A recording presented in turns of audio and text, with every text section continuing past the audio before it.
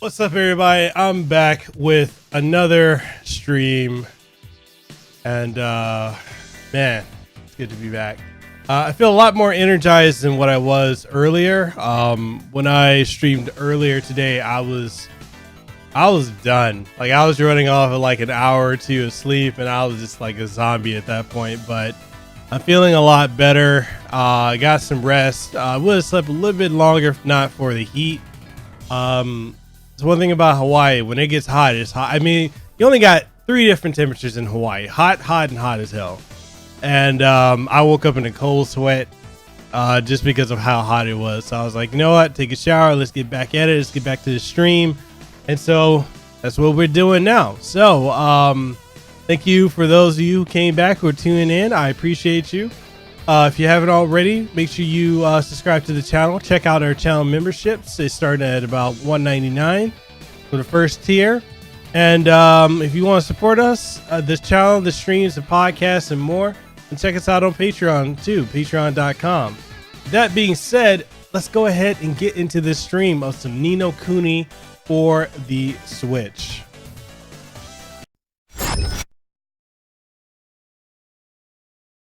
Like, I'm literally just picking up where I ended off.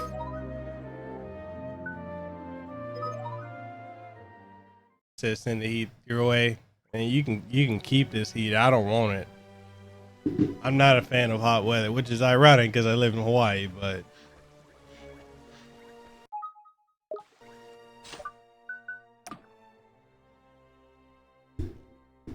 all right, let me have my microphone right. Is there a way? No, it's not. The difficulty. I just want to switch up the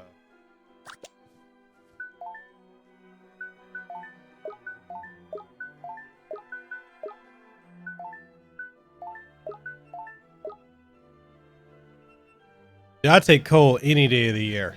I love cold weather. It might be odd for someone from Polynesian Island to say that, but I greatly would take the cold weather. I'm not a fan of hot weather. Come on. And to say anything else is actually worse than Samoa. Here goes.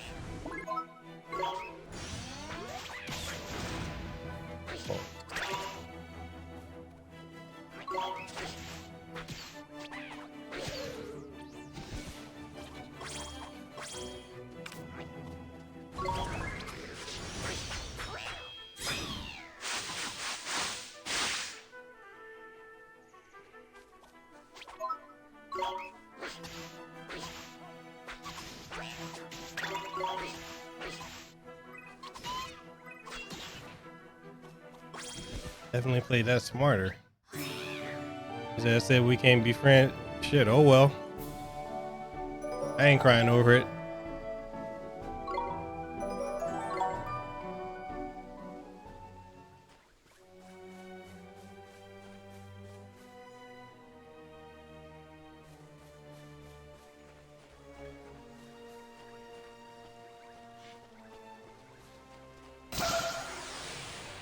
Caught him off guard. All right, so I need to go after the jabber first. Here goes.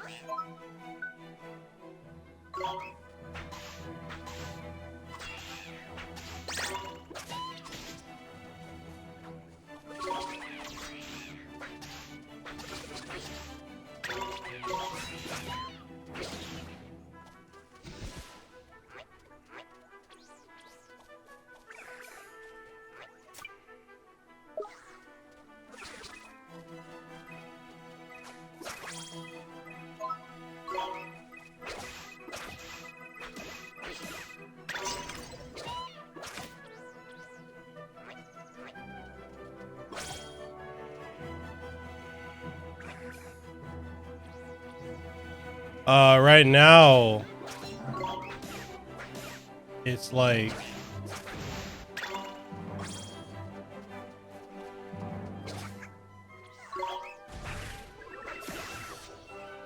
I had to work on him. Right now it's probably like 87 degrees. There's a lot of overcast.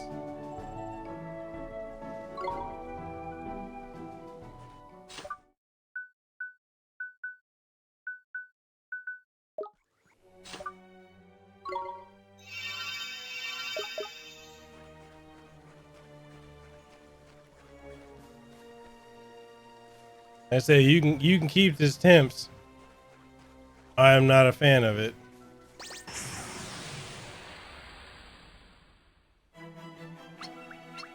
Watch this. Here goes.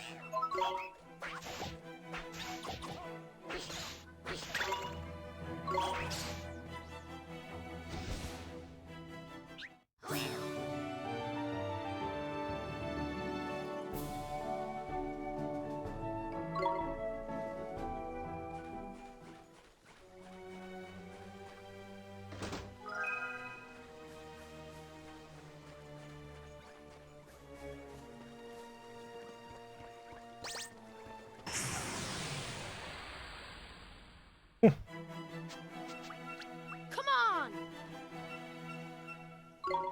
Here goes.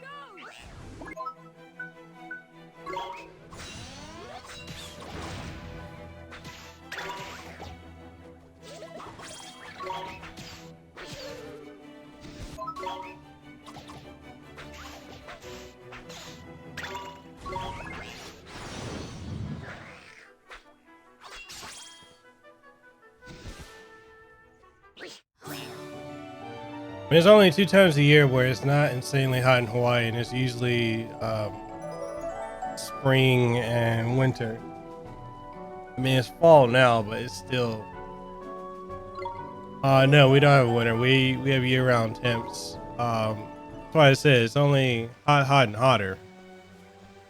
The only temperatures that we have here.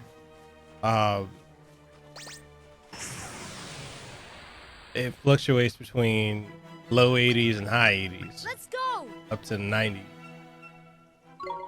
Here goes.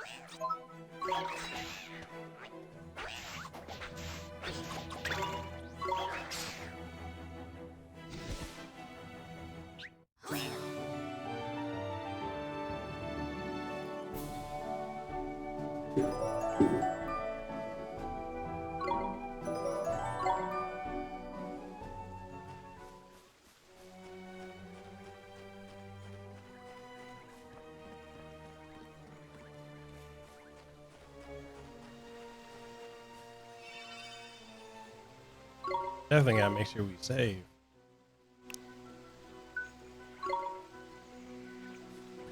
I mean, this is definitely one of the things about Hawaii you just got to get used to if you do decide to move out here. You come out here to visit. Is just the heat. The heat can be draining. Drink lots of water, because this heat is ridiculous. I'm actually very fortunate that I have going on my overlay.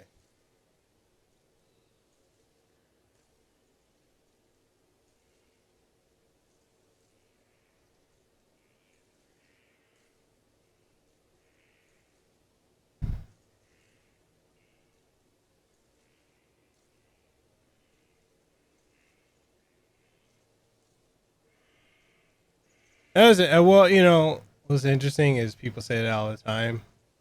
I haven't been to the beach in like maybe a year or two. Um,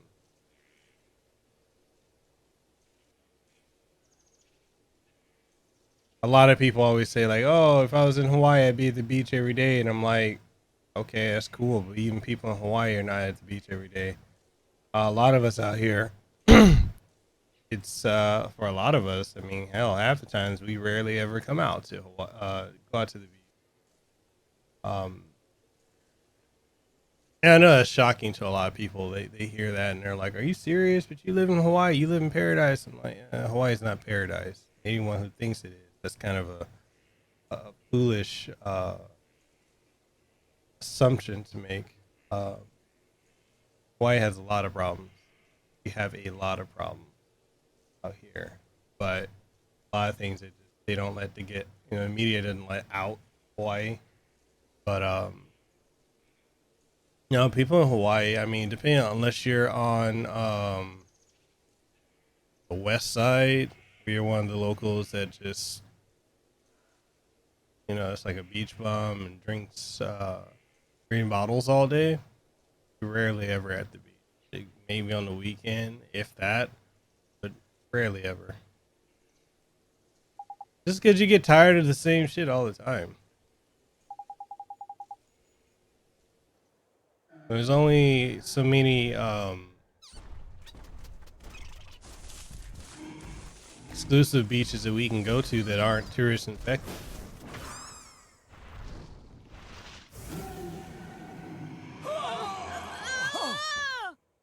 I'm on Oahu.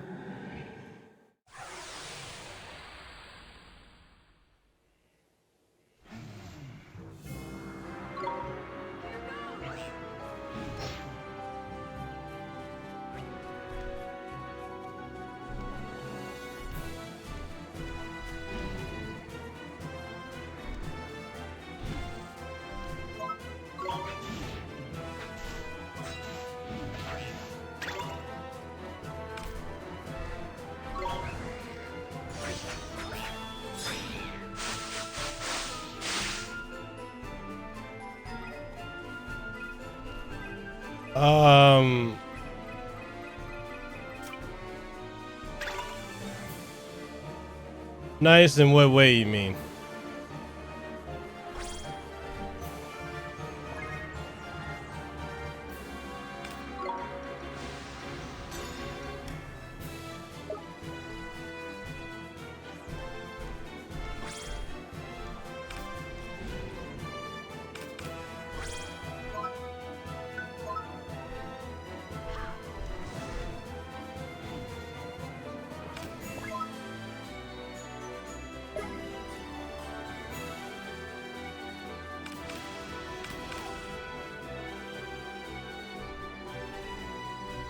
Were you in the tourist area or were you more in the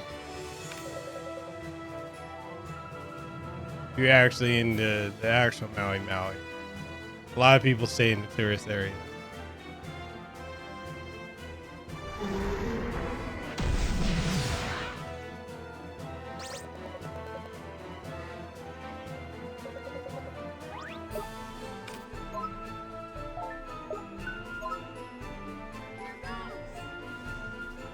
Oh, yeah. So you haven't experienced actual Hawaii.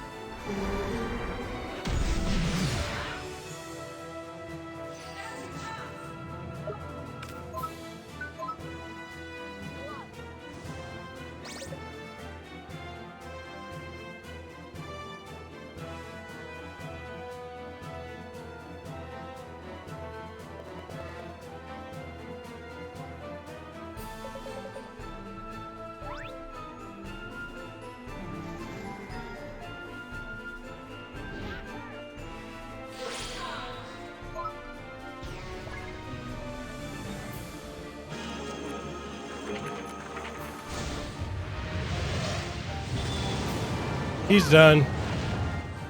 Oh yeah. What's up, Stephen Hart? How's it going? Hey, you spoke too soon, Edward. But yeah, if you're in Hawaii and you go to nothing but the tourist areas, or you stay in the tourist areas, you're never gonna see Hawaii.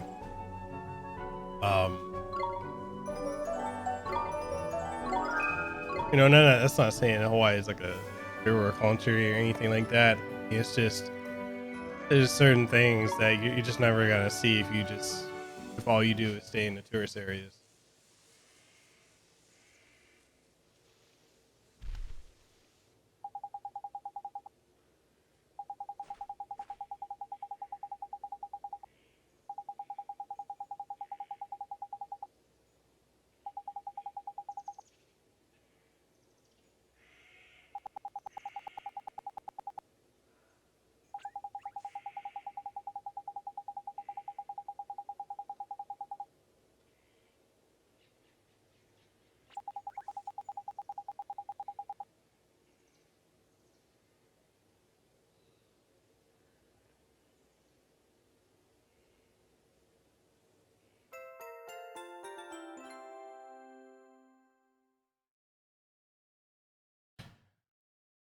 Steven, no, so far it's pretty good. I just got my review code today for the game, and I haven't run into any bugs or anything like that.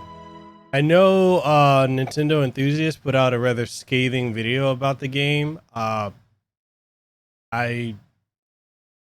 you know, of all of us that have gotten the code for it, they're the only ones I know that put out a bad review. But then again, you know, controversy creates cash and views, so there's that. You did well. No issues so far. Guardian of the woods. That's why I'm streaming it right now, I so found what I was looking for. I can give First, my initial impressions of the game. by way of thanks, Gee, You were on a roll, by you, man. I entrust to you one of my closest companions, the Telling Stone. His knowledge of our world rivals even my own. Where'd you pre-order it I through? thought he might help you on your journey. I'm sure if you ask him nicely, he will tell you anything you wish to know. And the other thing, the locket. This is what you came here for, is it not? It is a vessel for fragments of the human heart. To rescue the heartbroken, you will need the locket and the spells required to use it.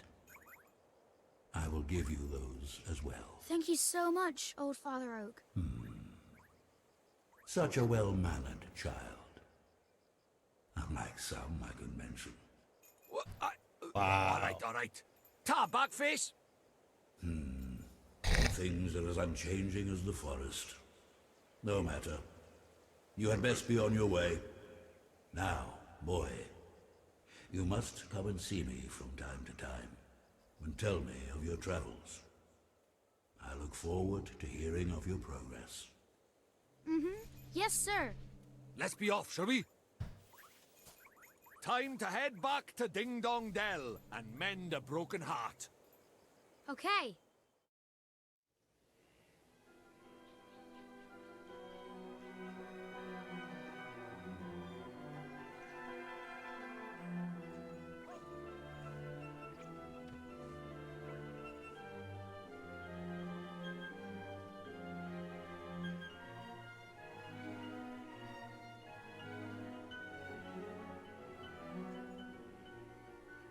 I'm just updating. Gonna update the tweet that I put out that I'm live. People know.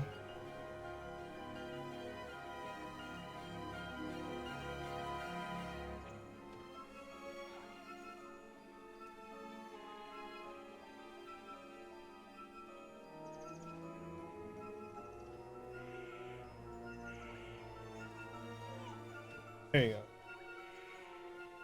Oh. Let me get on over back here to the game. You said trading your original PS4 500 gigabyte for Nino Kuni, Link's Awakening, and Collection of Mana. You know what? I need to pre-order Link's Awakening because I have not I haven't pre-ordered it. I think GameStop's giving something with it. Is it just like an art booklet or something?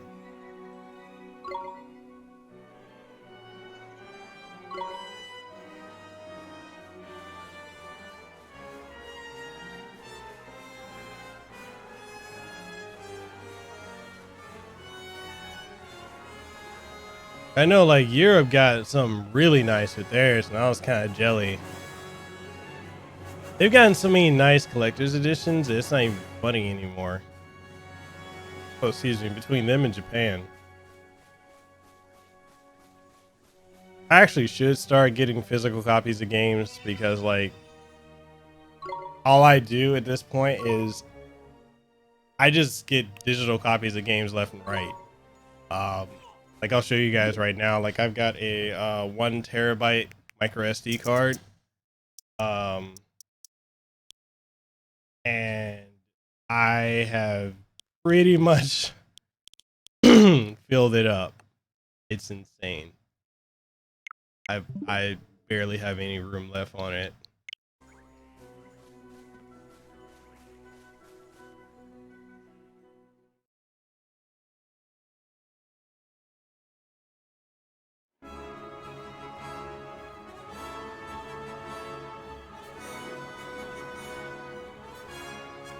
But Stephen Hart and anyone else that's watching right now, did you guys play this originally when it came out on PS3?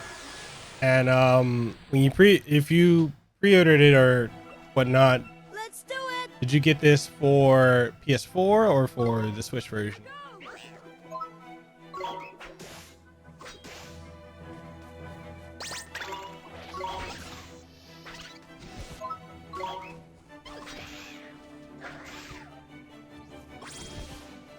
He said I had a PS4 Pro, so old PS4 was collecting dust in the basement for a year. Figured I would get free games. I feel you on that, man. I actually did that. Like I had a day one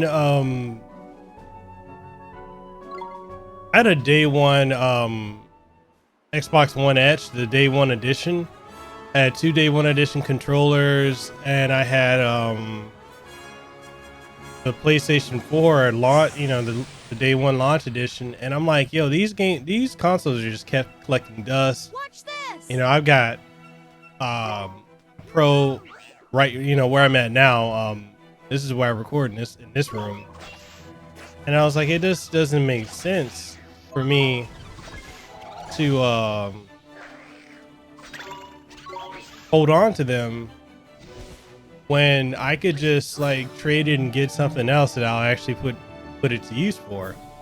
And so I ended up trading them, and I got my I got another Xbox One X from my other room because I literally have a console in every room. I have a house, so this is my streaming recording room for YouTube and different content creation for my podcast.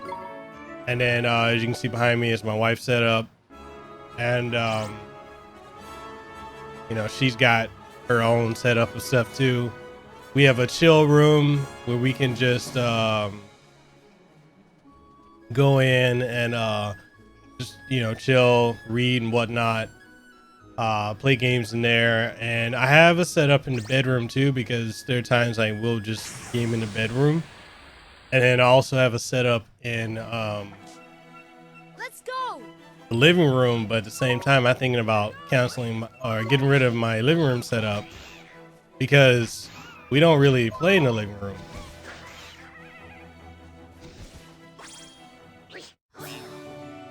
I might just downsize and get like an Apple TV or something, you know, just like a streaming setup for that.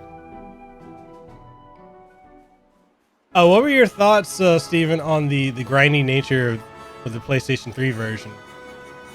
Because from what I understand so far from playing this one, it's a literal port of the PlayStation 3 version. I'm not sure if they've added anything different to this one for the Switch, but I know for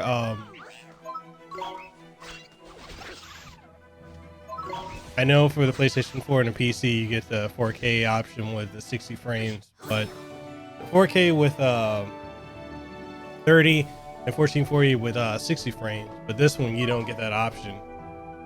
So I'm not sure if that means it's just a literal port of the PlayStation 3 version, or if it just doesn't have the. I mean, because we all know it can't go at a higher resolution on the Switch, but Here goes. I'm wondering if it's how much difference is there between the PlayStation version and this one. I actually might buy the PlayStation version just to do like a cross comparison because I'm curious to know. Kind of like I did with when I reviewed Bloodstained Ritual of the Night. I cross compared the Switch, PlayStation 4 Pro, and Xbox One X version. I was shocked at the differences. I wasn't expecting it to be that big of a jump, especially like that big of a graphical difference between the PlayStation version and the Xbox One version. Looks like he's still the worse for wear, huh? Mr. Drippy, we have to help him. Right, though, Ollie boy, I better explain how it's done then, innit? First thing you'll need to do is to take the locket Treeface gave you and fill it with the piece of heart our friend is missing. The piece of heart? That's right, one of the bits we're all made up of deep down. The bits we're made up of? I don't understand. How can I put it? Just give it a go, you'll soon work it out, man. First off, what that guard's missing is a drop of good old-fashioned enthusiasm. Find some and give it to him, and he'll be right as rain. Okay, but where do I find enthusiasm? Well now, feast your eyes on that other guard, but there. Hup, and ha! He's got more get up and go than a sack of squirrels. If he hasn't got some enthusiasm to spare, I'm a monkey's uncle. Ask nicely, and I'm sure he'll give you a lend of it. Sure, I'll try my best. I wonder if anything interesting will happen today. You say you love grinding and improving my character, so no, not a problem to me. It doesn't bother me at all either. You said just compared to Dragon Quest 11. I just compared Dragon Quest 11 side by side for PlayStation 4 Pro and Switch. Decided that Switch portability and extra content in the Switch version more than makes up for it.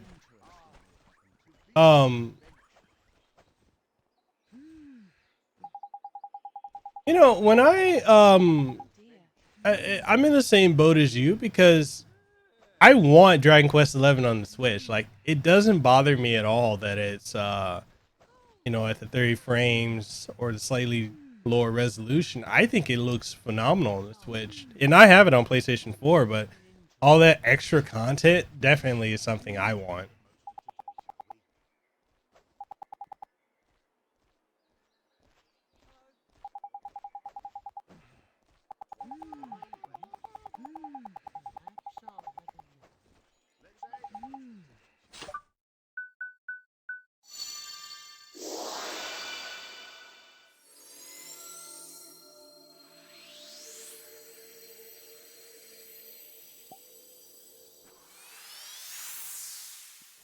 Tidy! Looks like you got yourself a locket full of enthusiasm. No, I agree with you. Just gotta give it to our friend over by there. Okay, here goes. I kind of wish I had that that one adapter that clears out the compression and it decompresses the signal for consoles and for videos. I got to try it at E3, but I was supposed to have gotten a review unit sent it. I didn't get it. But is it an M Nielsen or something like that?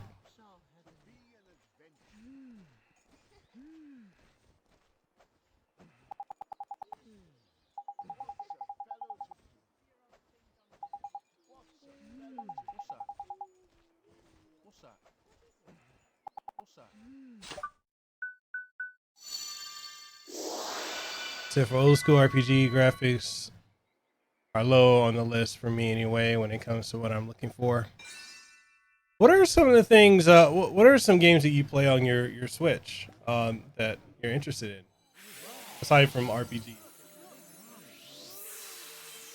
Beautiful! It worked! Neato. Tidy! Looks like he's back in the land of the living. What's happening? Where am I? Well, well, well, you're back with us, I see. Yes, I feel so strange, as if a weight has been lifted from my heart. I feel better.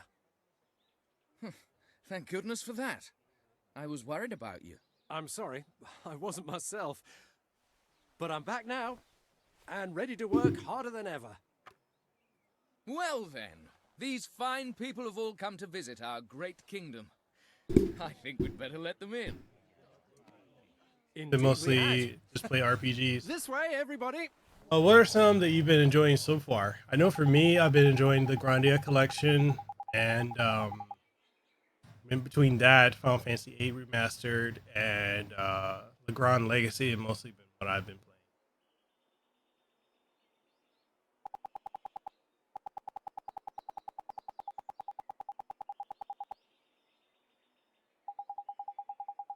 Skyrim, Dragon's Dogma. I have both Skyrim and Dragon's Dogma. I just haven't I haven't gotten into Dragon's Dogma. I used to play a lot of it on PS3, but I haven't fired it up on the Switch. How is it on the Switch? I know a lot of people. I don't know if you noticed this trend, and for any of you who are watching, let me know if you notice this as well. But I've noticed on the Switch, when it comes to like Switch YouTubers and Switch hype train people, they'll play a game so long as it's relevant and then just pass it off. Like as soon as it's out the limelight, they're not playing anymore. I've noticed that with Dragon March for Death. I noticed that with BlazBlue Cross Tag Battle, Dragon Ball Fighters on the Switch. I've noticed that with just about anything, like especially like Fire Emblem. I saw it a lot with Fire Emblem, and now it's happening with Astral Chain since Daemon X Machina came out. And I think it's kind of unfortunate that people like you only have a selected, allotted amount of time to play a lot of these games. It's very unfortunate.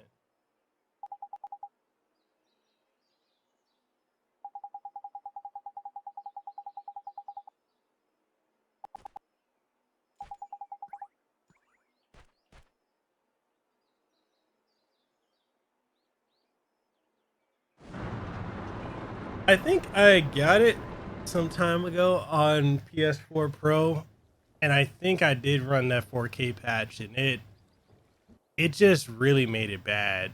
I definitely need to get back into it on the Switch version. Also, Diablo. Like, I really want to play Diablo with some people, but it's really hard for me to find other people that are playing Diablo or playing a lot of games on the Switch. So I guess it is what it is. If anyone wants to join my Discord, here's my Discord link. I just dropped it. So basically with my Discord, we just talk about video games, movies and anime, just about anything. Neat little group of people. So anyone's open to join if they want. And with me with Discord, I like to, if anyone likes to come to my streams or enjoys my streams, I like to invite them to the Discord and just keep in contact with people that like to join. I enjoy streaming and making content, and if people want to be involved, and hey, here's the Discord.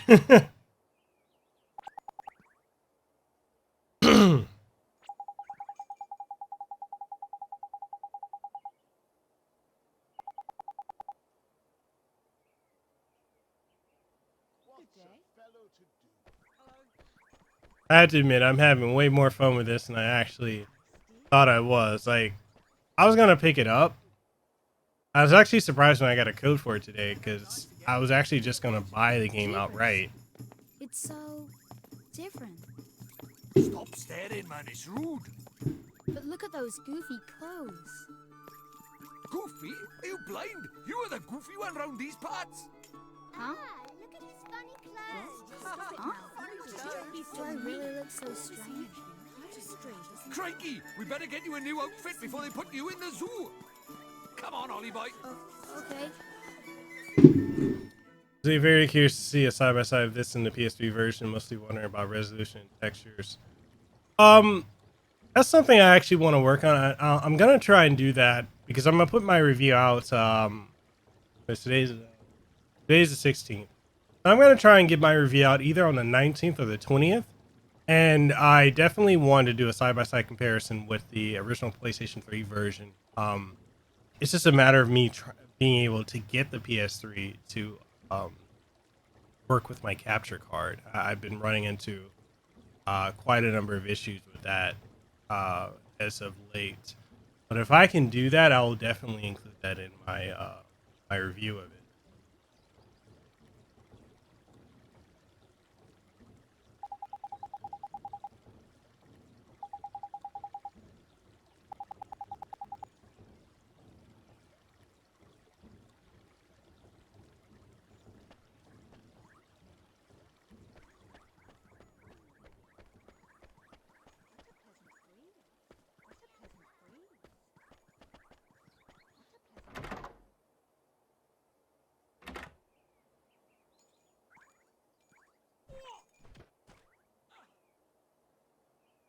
I just wish it wasn't so hot right now. It's so hot here in Hawaii. It's ridiculous.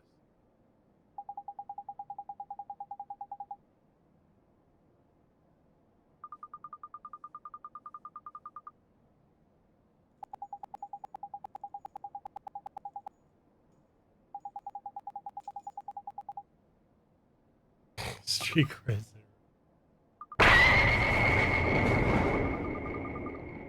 Oh, snap. Welcome to the Casanova Club Worldwide, man. Steven, thank you for the subscription. I appreciate you, brother, for that.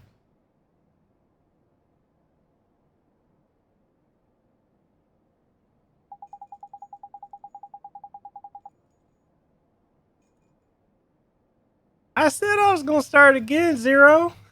I told you I was gonna pick it back up. After I streamed earlier, I fell asleep, and it's kind of crazy too because I was knocked out, and then I woke up in a cold sweat because it was like, I gotta say, like it hit like 96, 97 degrees. It's just been hot. Like right now it's 90. What is it? 90. Oh, actually, right now it's like 80 something. 80, 87 degrees. It's been hot. It's that sticky, muggy heat.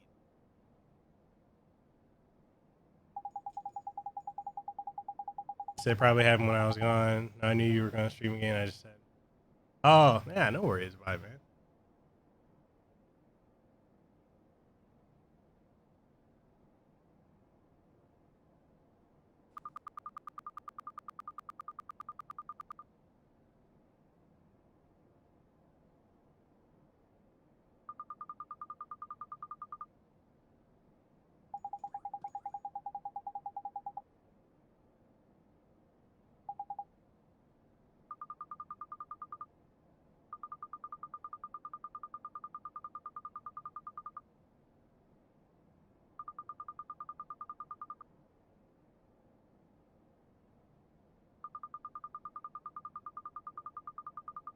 And I'm so hyped for Xenoblade Chronicles Definitive Edition. Like when I saw that trailer, I flipped out. Anyone who knows me knows I have a deep love for the Xeno series. I've played and I own all of them, from Xenogears to Saga to Blade. What's actually funny is my first introduction to the Xeno series, my first Xeno game was Xenoblade Chronicles, the original. And then from there, I went from Chronicles to playing Xenogears, and Gears has been my absolute favorite in the series. It's actually my favorite game of all time. And then from Gears, I went to the Saga trilogy. I played X. Then I played Blade 2. But Xenogears, just to me, there's just no story like it. That game impacts me. Like my top two games ever are Xenogears is my number 1, and Crisis Core Final Fantasy 7 is my number 2. He said, what's everyone's thoughts of Dragon Quest 1 and 3 coming to the Switch? Are they coming in their original form, Zero? I didn't look at them on the Switch shop, but I'm definitely I'm down to get them. I know they're grind heavy. I wouldn't mind playing it.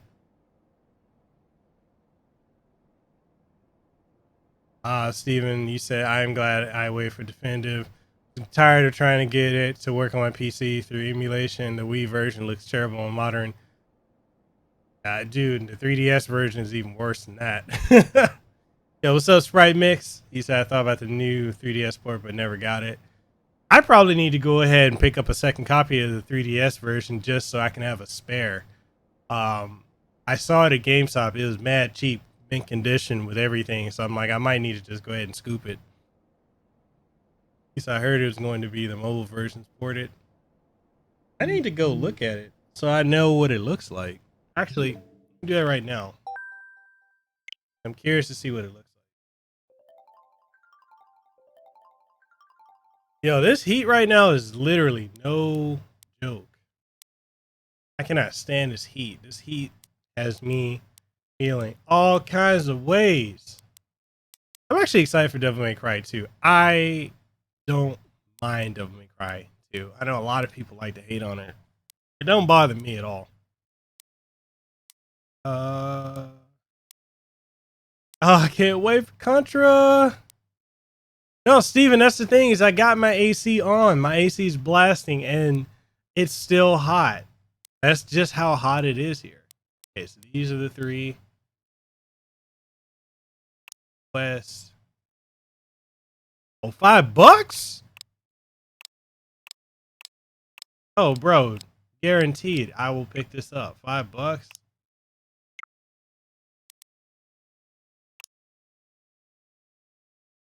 $49 for the sequel.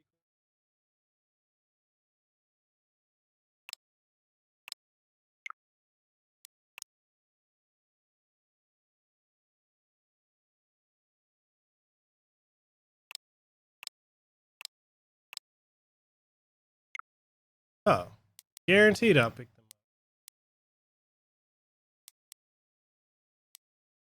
up. Alliance Alive. I cannot wait. Fingers crossed I get a code for it. So, I'm gonna say this, and I don't know if I've ever said it on a stream before, but typically when I get review codes for games, I always try to request like 2 to 3. Oh, the rock. Always try to request at least 2 to 3. And the reason for that is because I want to be able to do like a giveaway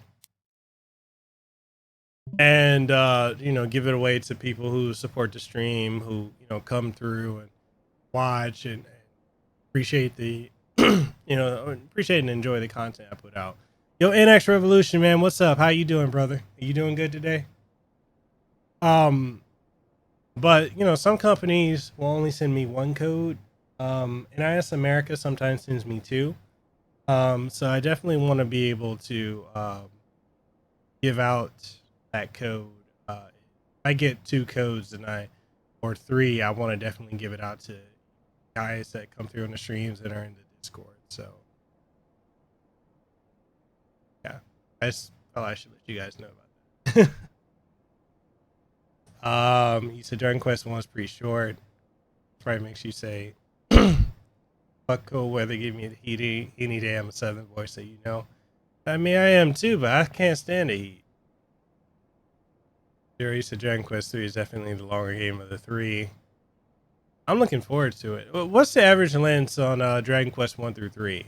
Hours wise. And Steven, you say wish they would remaster your Golden Sun 1 and 2 Switch. I wish they would put all 3 on the Switch. I don't know why Golden Sun gets shafted the way it does. Zero, you say if you see an invite on PlayStation 4 to Caravan Traveler, it's because I wanted more gacha stones. Get 100 for each invite. Ooh. And actually said trying to get through this HTML programming assignment like normal recently. I don't envy you. I do not. You doing HTML or HTML5? Which one? It's probably makes you sound legit. Hate going outside between December and March. Man, I would love the cold weather. I cannot deal with this heat.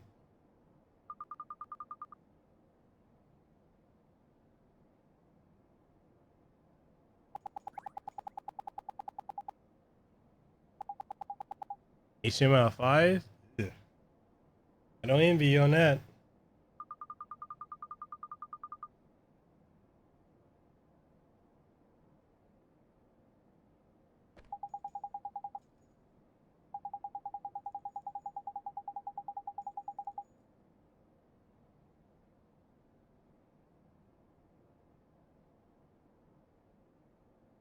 I'm actually shocked that so many people are saying that it's terrible. I mean, if they think it's terrible, they need to go back and play the Contra games on the Saturn and PSX. Now, those are terrible. The new one's not. I actually like the style that they went with. And graphically, yeah, it could be a lot better, but gameplay-wise, I thought it was a pretty solid entry. Well, you know, and I agree with as far as like the art direction, the edgelord voice acting. I kind of wish that they would go back to something a little bit more serious, like Shattered Soldier. But no, I'm not gonna hate on them. Right? The two things I want on Switch, one Morrowind remaster. Ah man, Morrowind, and then Shenmue Collection. Okay, that was a missed opportunity. I have no idea why they did not bring Shenmue over to the Switch. It's not like it would struggle to run it. So that made no sense. Shenmue is a game I would much rather play portably than to just sit in front of a TV all day, unless I'm streaming it or recording footage for review. I just don't understand why people didn't, why Sega did that. I don't know. I kind of have some issues with Sega as it is. They rarely ever like to work with me. I don't know if you guys saw, I dropped in the Discord earlier, but for YouTubers who have over 100,000 subscribers, they're sending out the Sega Tower Power to them, and certain people are in certain pockets of Sega. So I'm not throwing shade, but it's just it's unfortunate when I see stuff like that. Sega doesn't really try to work with content.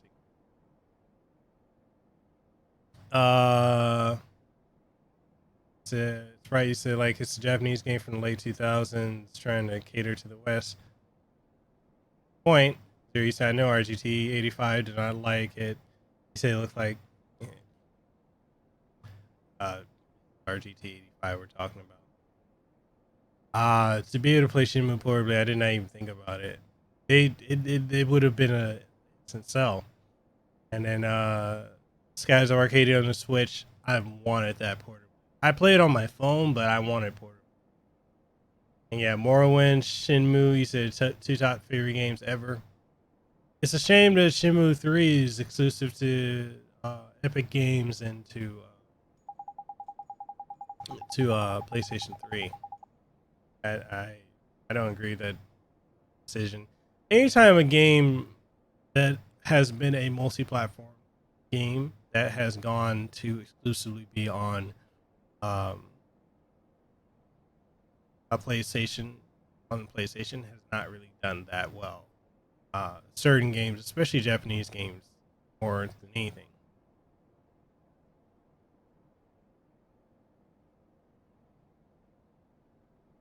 Yeah, PS4. So it's on Epic Game Store and PS4.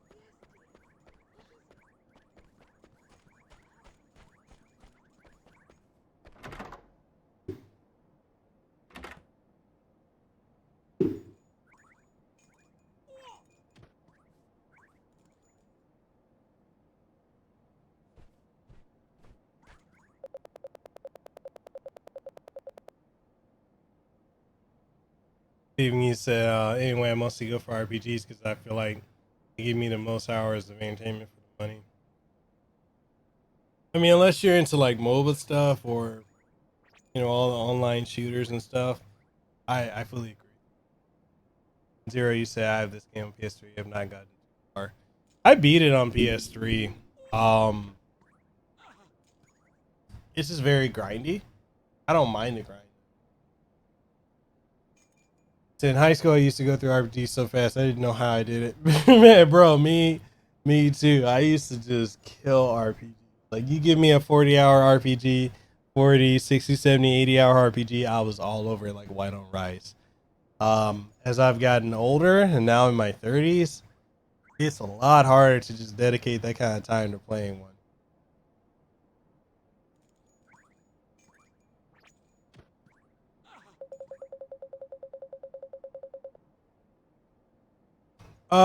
It can be. It can be 100-hour.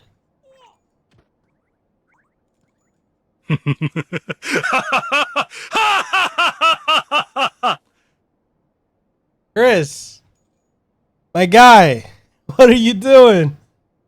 It's the second time you donated today. Bro, I appreciate you. I appreciate you for that.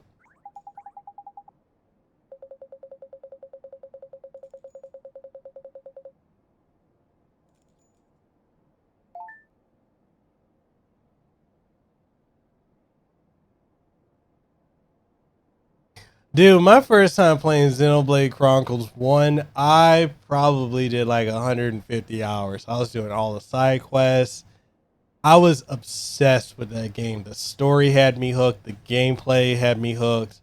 And you know what's funny is I got all the way to a quarter of the end of the game, and I never did anything with the gym system because the game kind of glances over it, and I didn't really think about it. You know, I didn't know how imperative it was because I started like struggling with bosses. And then I got to a point I was like, okay, I need to learn the gym system, and it just made the game so much easier. But I had been grinding like hell to get through the game without using, you know, the gym system in that game. This is Chris. She said, man, that Apple Arcade layout is fucking beautiful. I need to check this out. I only have like 2 Apple products at this point right now. I don't have an iPhone anymore. And actually said, wow, the gyms are amazing. Yeah, bro, I didn't, because the game doesn't really go into detail that that's something that you imperatively need to do. And so when I initially played it, it mentioned it once and never brought it up again. And so all I did was just, I played without doing anything with it. And I know the game kept getting progressively harder and harder and harder. And I got to a point where I'm like, okay, I can't beat this boss. So I started grinding levels, and then I went back and I think I read something online about the gyms and how you need that to boost your stats. And then I just started getting gyms and just went from there. It was kind of crazy actually. And Chris, you say it's free for a month. All right, I'll definitely check it out. And Zero, you said, I remember being really into dot hack GU, and when I was done with part 3, I was burnt out. I was in an RPG slump at that point. Persona 3 FES brought me out of it.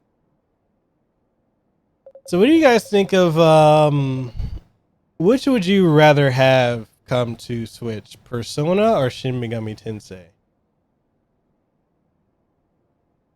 I think all the hipsters would probably like Persona. I'm more of a Megami Tensei kind of guy.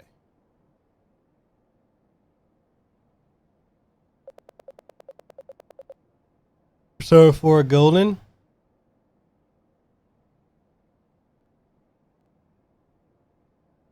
I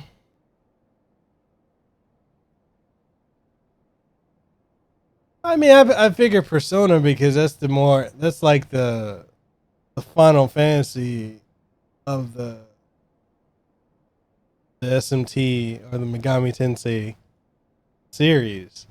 Personally, if we're gonna bring a Persona, if there's a Persona they're gonna bring, I would like them to modernize Persona 2.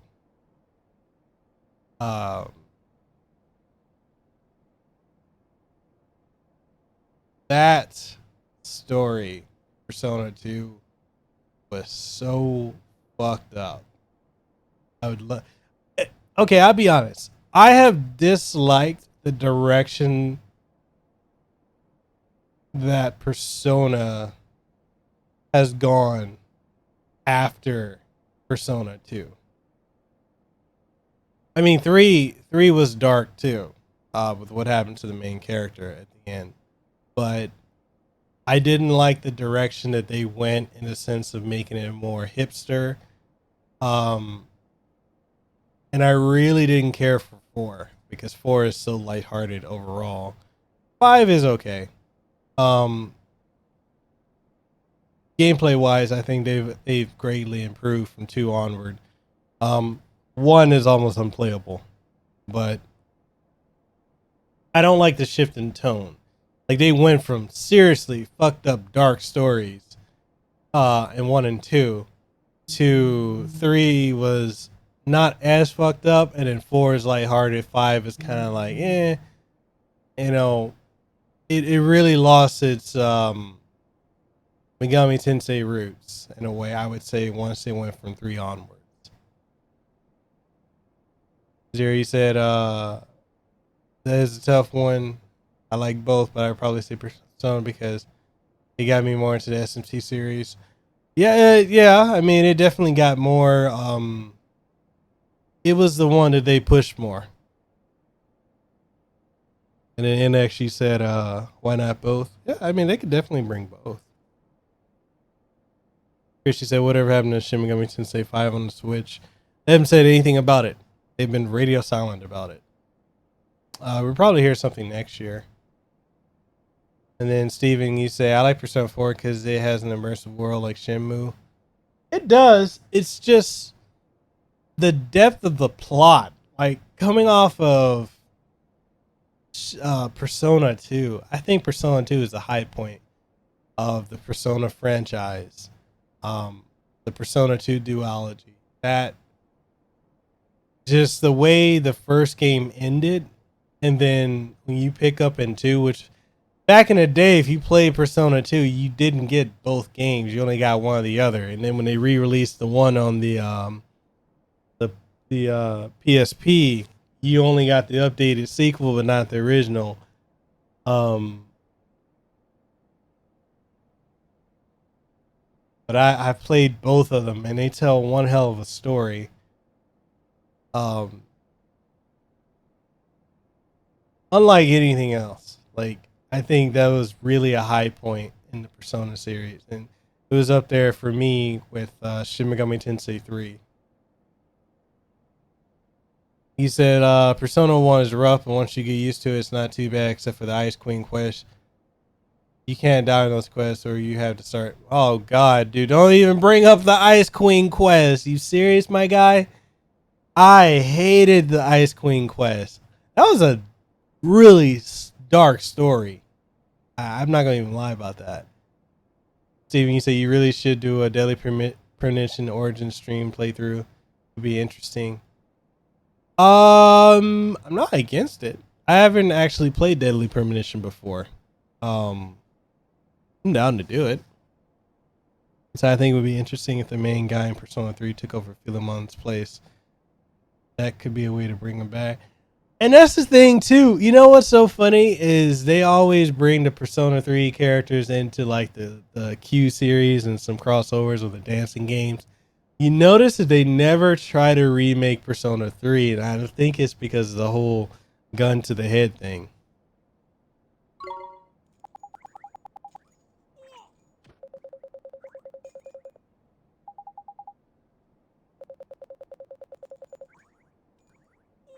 I should change up the lighting.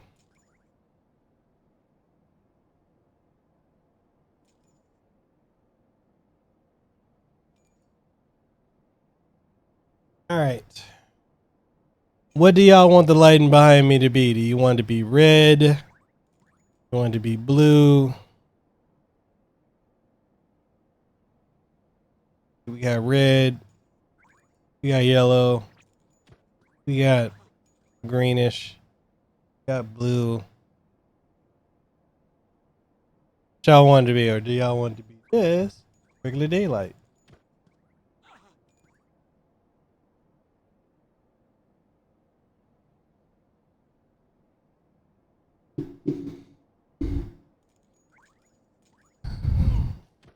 The main guy in Persona 3 story is not completely Elizabeth. It's not completely. Elizabeth is still trying to find a way. Yeah, they just haven't touched on that again, unfortunately.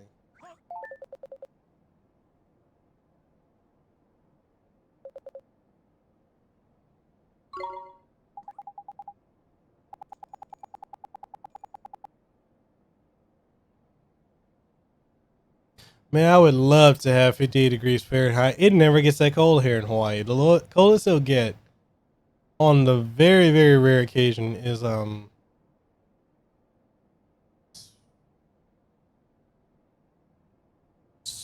yeah, 68 degrees. Rarely.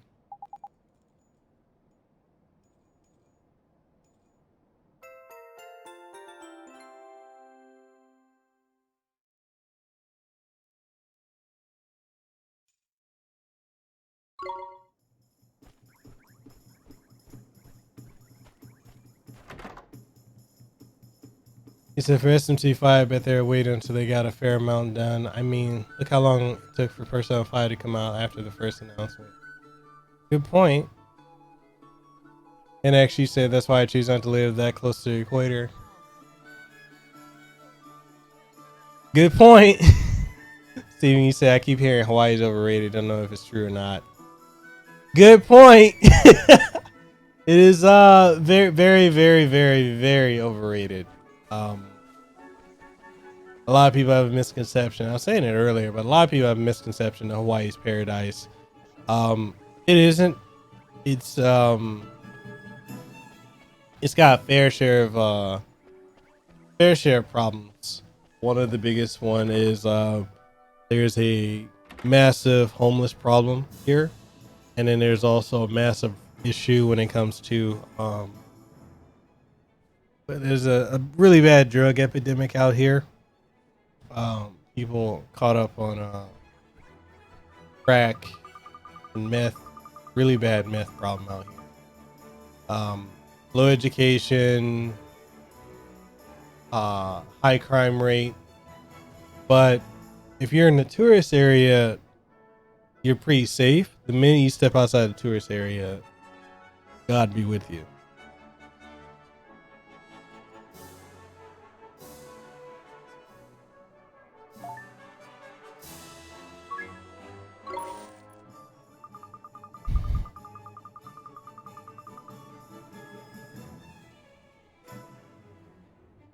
Yeah. Yeah, that's very true. Our homeless epidemic out here is so bad that you can't even go to parks. And I've talked about it before on my channel, and I got a lot of flack for it because some people said I was being insensitive to people that are homeless. And I'm like, no, I'm not. I've been homeless myself before. I was homeless out here for over 2 years. I was able to get myself back on my feet. But even then, I saw that there are some people that enjoy being homeless and don't want the responsibility of being back in society. And there's other people, which is the majority of people out here, that are caught up and strung out on drugs. And they're just mentally gone. And then you have people saying, oh, we need to do something. We need to do something. And I'm over here like, motherfucker, what the fuck do you want to do? What is the solution? But it's a problem when you can't, if you have kids and you can't take your kids to the park to play because, you know, they might fall on a needle or pick up a needle or might be snatched or kidnapped by a homeless person that's just gone. It's just it's a risk. And actually said I'm here in Nebraska where we get both extremes and the weather can change instantly. It feels like it from snow to heat within days, from rain to sunshine within an hour. Bad. That's whoa. See, he said people need to stop wanting the government to solve all their problems. You have to solve your own problem. My guy, I agree with you. Isn't it funny how people, and this might be a little bit of a political rant, but I find it interesting how people always want to blame the government for X, Y, and Z, and then they turn around and say that they want the government to provide X, Y, and Z.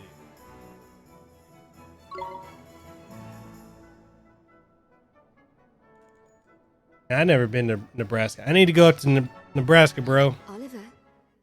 Oliver? Huh? Mom? Mom! You've done so well to make it this far, Oliver. Mom? Is this a dream? You must listen to me now, Oliver. You have to go to him, to face him. And when you do, you'll learn the truth. Promise me, no matter how hard it is. Him? Mom, who's him? Mom, what do you mean? He's someone very important to both of us. But who is he? And where do I have to go? It's all right, sweetie. You're already on your way. Don't give up, Oliver, no matter how hard it gets. Mom? Mom! Mom! You see, you never want to take a dime from the government. We feel like less of a man. I feel you on that, brother. I'm the same way. Like when I quit my job after,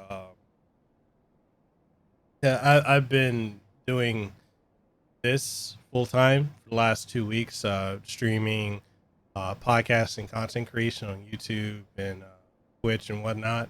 And a lot of people told me like the reasons for like when I left my old job, I was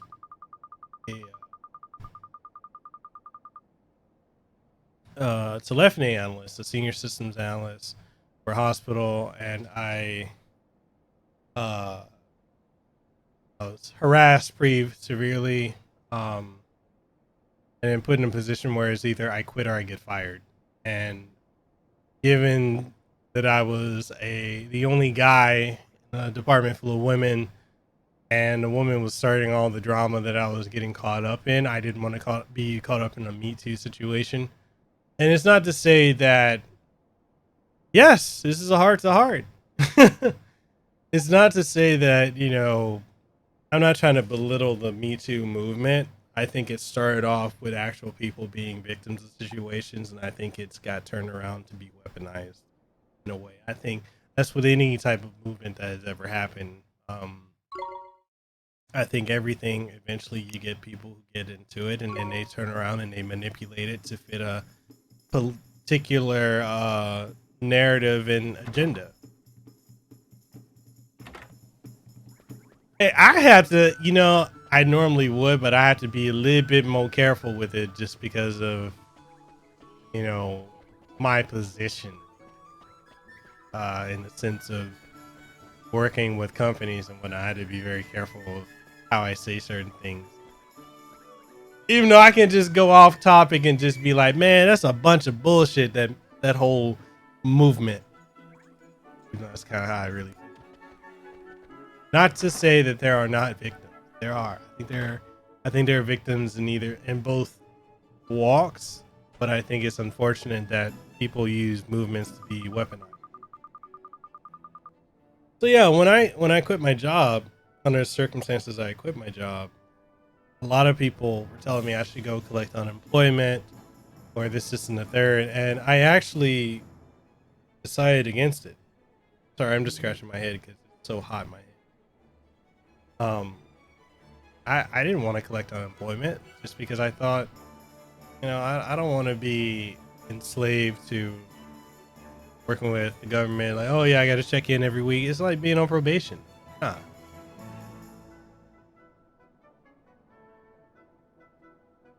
It's been 2 weeks since I've had that job, and I didn't get to tell you guys, but you know what they did? They sent me a bill Saturday for almost $9,000 that they want me to pay back.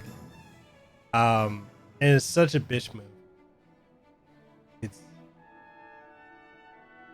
It's amazing that they went ahead and did that.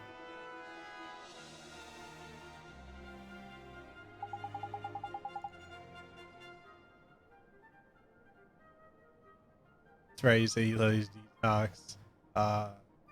Here you say you too.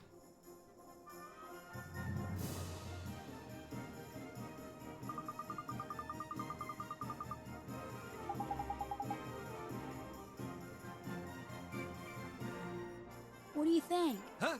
Oh, that's trendy. You look proper sharp, Ollie boy.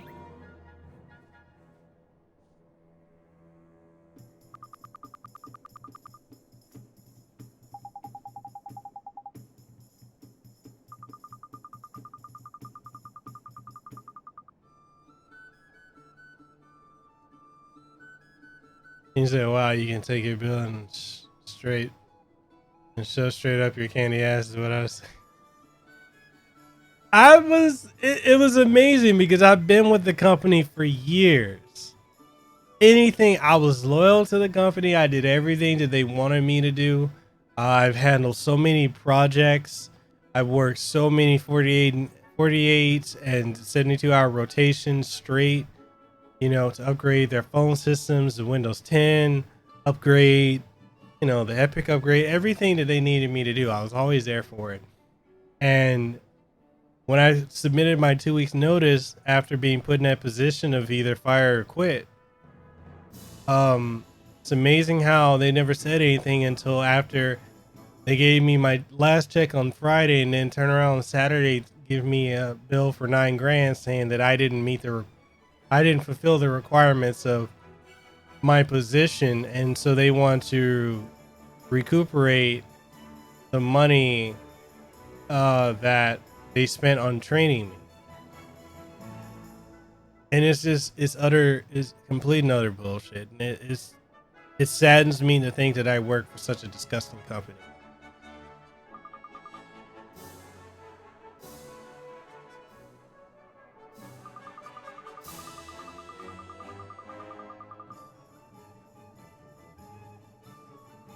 I agree with you.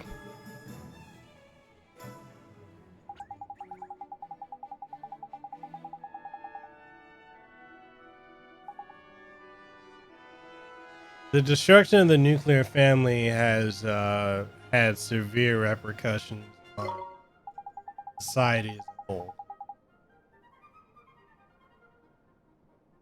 You know, this whole progressive. I'm all for people; they can do what they want to do, but when they push something on me that's not the norm, best believe they're gonna be pushed back on my end.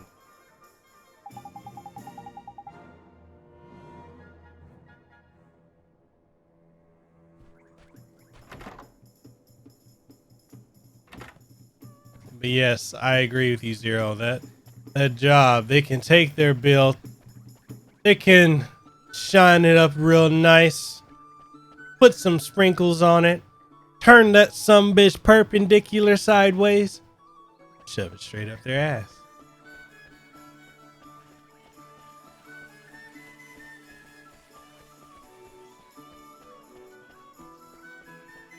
See, I don't have that issue at all. Like, if women, I mean, the whole thing that I don't understand is this mentality that there is not equality amongst women and men, like that they don't have the same rights that men do. And in many ways, women are more protected than men. And can easily end somebody's livelihood just like that. I mean, we saw it with Zoe Quinn and what she did to Alex Saloka.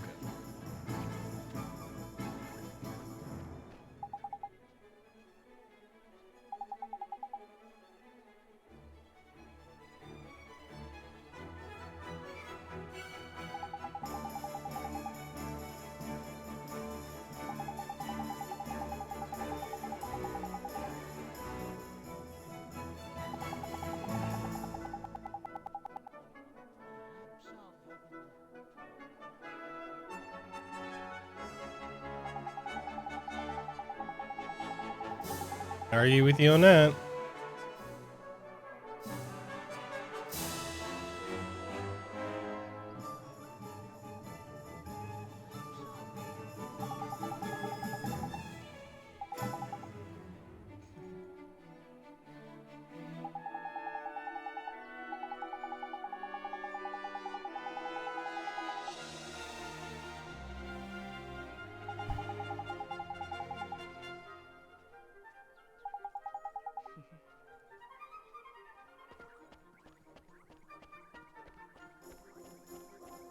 Does anyone know what the PlayStation 4 version is supposed to have over this?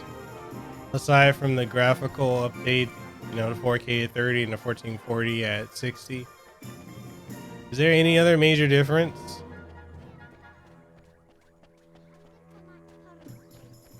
Oh, so, okay. So that's, some folks are trying to make it seem like it was a significant jump in difference, and I was kind of like, I saw some stuff and I didn't see it is that big of a jump.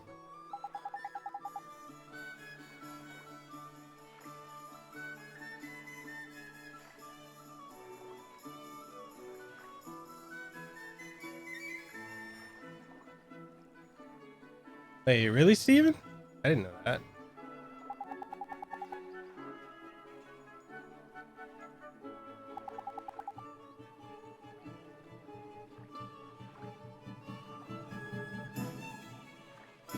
Yeah, that's the other thing too. Like I watched Johnny Millenniums. He only did the PlayStation 4 version. I thought he would have did the Switch version too.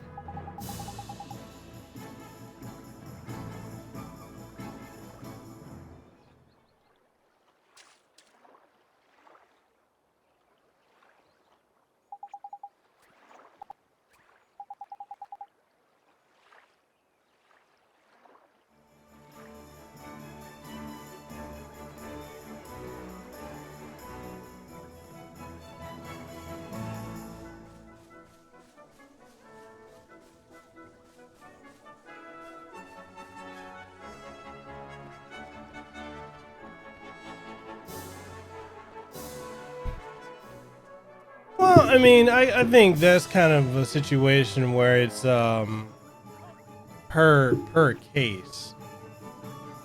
Um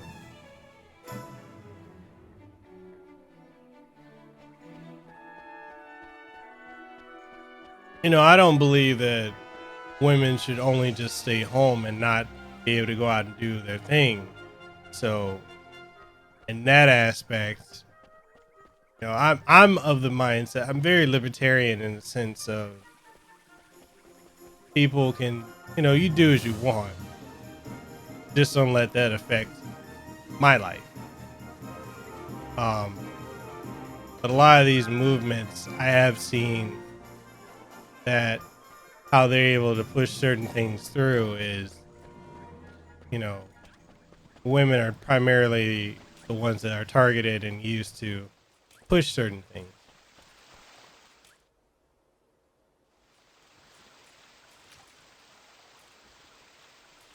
Yes, I dropped that L word, libertarian. Libertarian in some things, I'm very conservative in others.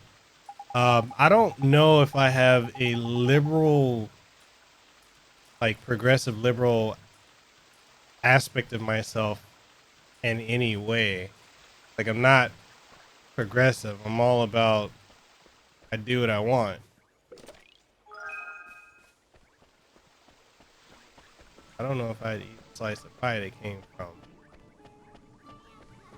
pot, random pot.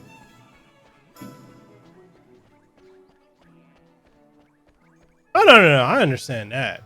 My thing is like I've come to notice that a lot of women actually don't want to work.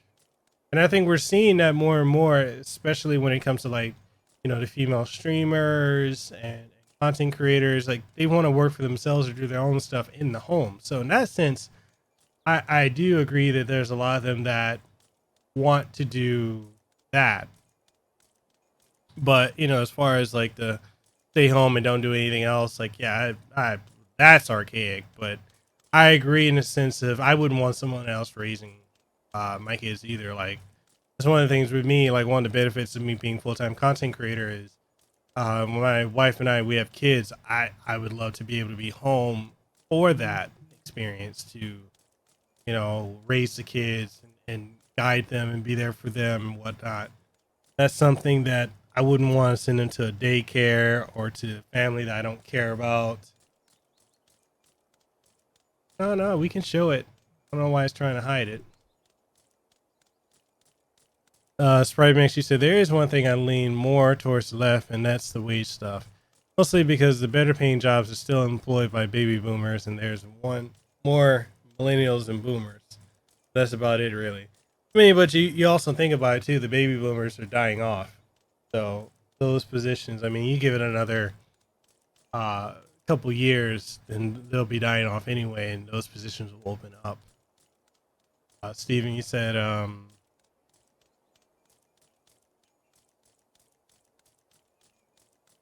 I can't lie with you. I can't disagree with you on that. You're not lying on that. I've personally seen that firsthand. He says multiple factors though: cost of living, student debt, etc. Okay, what do you guys think about what do you guys think about college? Do you think college is a scam?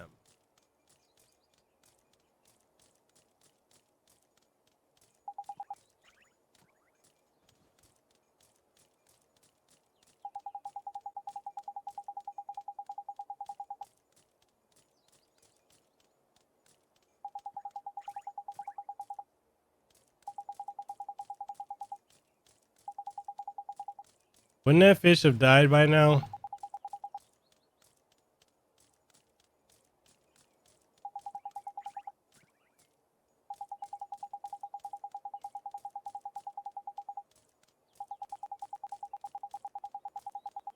You said college is a scam, trade school is not a scam. I agree with you on that. People going to college to get a degree in art or women's studies or gender studies or philosophy. It's like, what are you actually going to do in the real world? Sprite, you said I understand the importance, but I hate the padding. Like taking courses that not part of your degree. Like, what the fuck am I going to do with health and PE courses in the working field? Absolutely nothing. Stephen, you said social sciences are brainwashing. Yes, they are. I agree with you.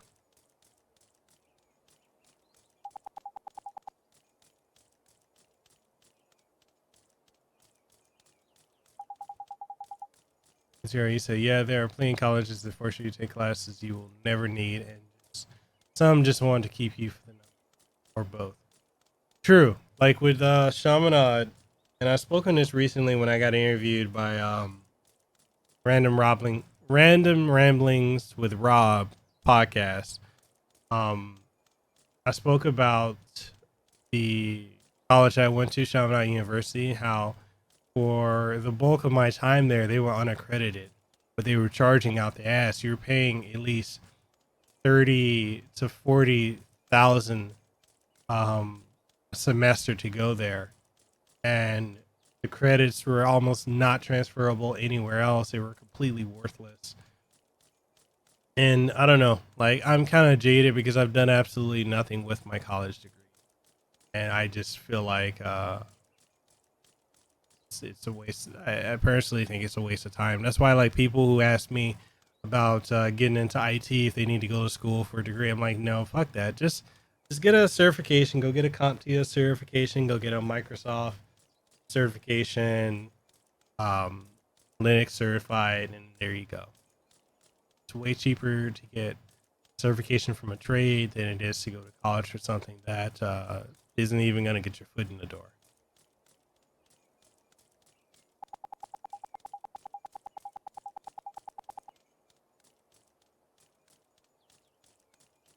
You said college just puts you in massive debt you can never get out of.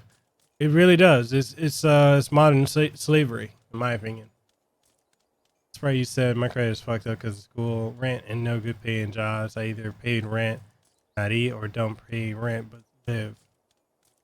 It's a really bad situation to be caught up in. Like, no matter which way you go, true. Yeah, I don't.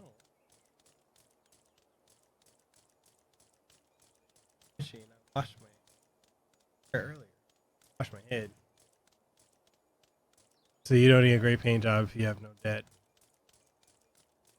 But it's hard for a lot of people not to get debt.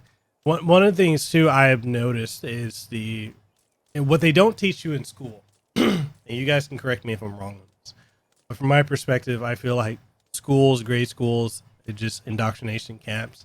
They don't teach you anything about finances. They don't teach you about saving, about investing, about things that you actually do need. They teach you things that keep you the working class zombie and slave.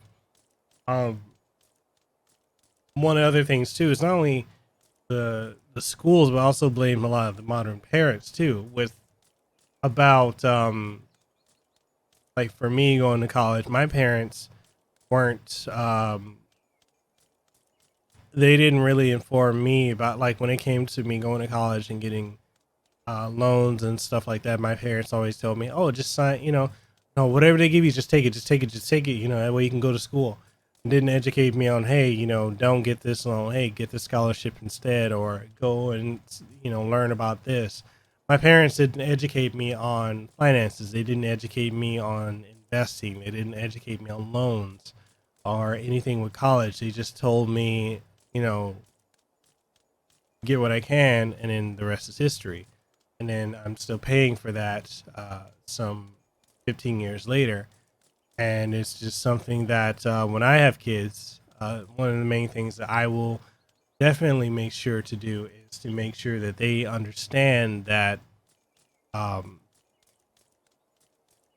if you're going to go, I'd rather them go to a trade school, learn a trade skill set, than go to college. And if they're going to go to college, they're not going to get student loans. We'll pay for it out of pocket, or they'll get scholarships if that's something they really want to do. If they want to become a doctor or something like that. But anything other than that, I'm not gonna push the narrative of going to college. It's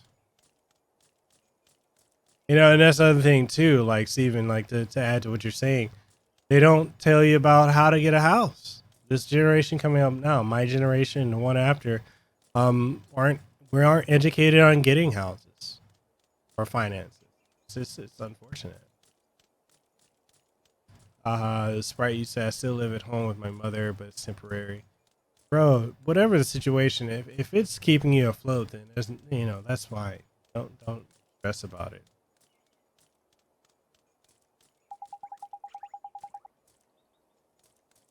Just like I said to you before, like every step that you make, just make sure it's a step towards where you're trying to go and what you're trying to achieve.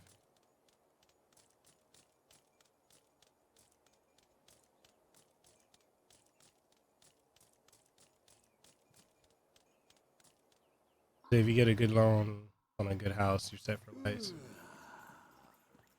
A pleasure to meet True. you, Your Majesty. So it was you who delivered one's treasure back to one, hmm? That's right. Yes, Your Majesty. And you wish for a prize, hmm? Go on, man. Ask him. Come now, don't be shy. Well, Your Majesty, Out with it now! we need your wand. One's wand. Huh? What did you say? Crikey.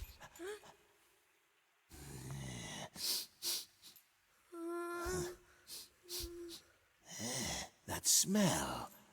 Could it be? That's right, Your Majesty. He's not from our world. He's the one whose power freed me from my prison. What? You mean he broke his spell? This little boy? Yes.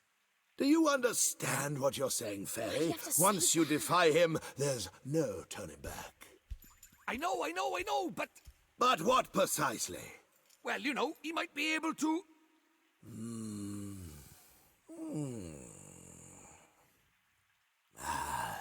It's not one's concern. You may not have the wand. Now be gone. Does that mean no wand, Mr. Droopy? Looks like it.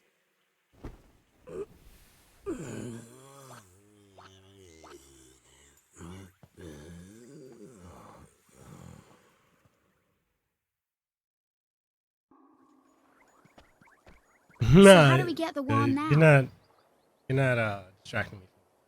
Something wasn't quite right about our royal friend. Broken-hearted he is, or I'm broken-headed. The king is? Lacking enthusiasm, it looked like. And because he's broken-hearted, the whole kingdom's being dragged down with him. What are we waiting for? Let's go find the piece of heart he's missing.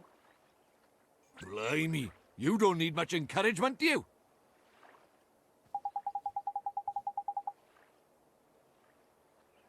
Okay, that was jarring. I'm not gonna lie.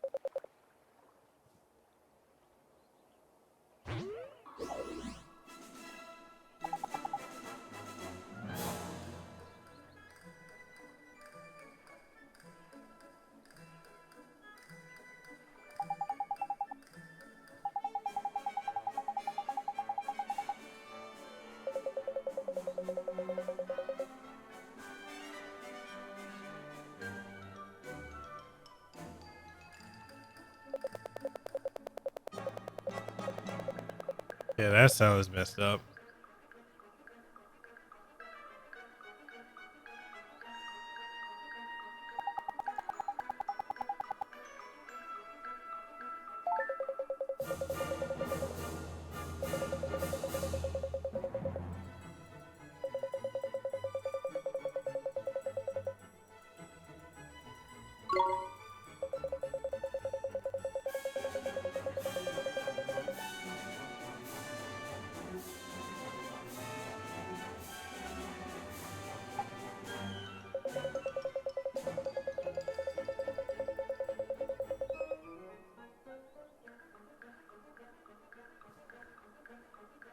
That's not my style. I just played through it and experienced it as it is.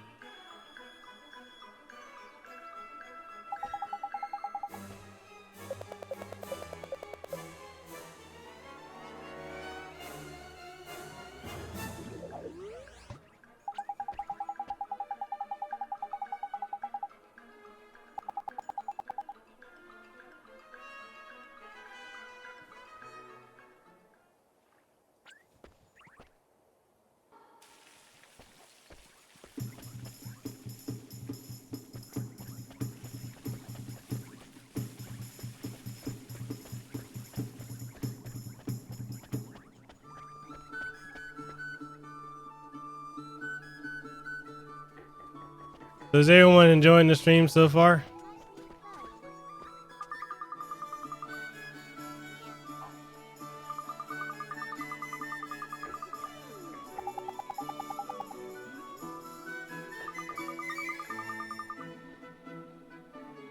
What would you guys like me to talk more about?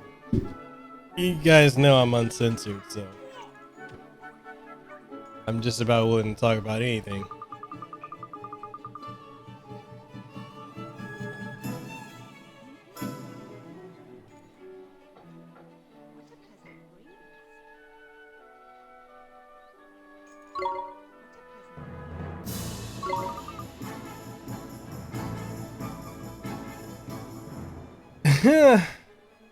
I do, but at the same time, I kind of don't care.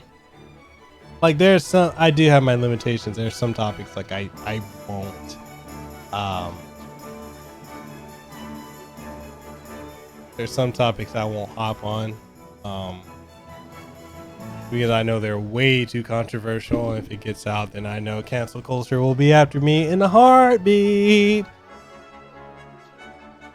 I mean, it's true. We can't get triple X rated in here. What is my least favorite game in genre? Absolute least favorite is Battle Royale.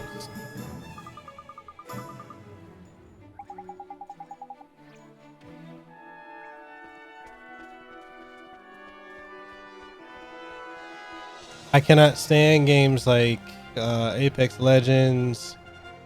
Okay, here's the thing. I dislike Apex Legends for a very solid reason.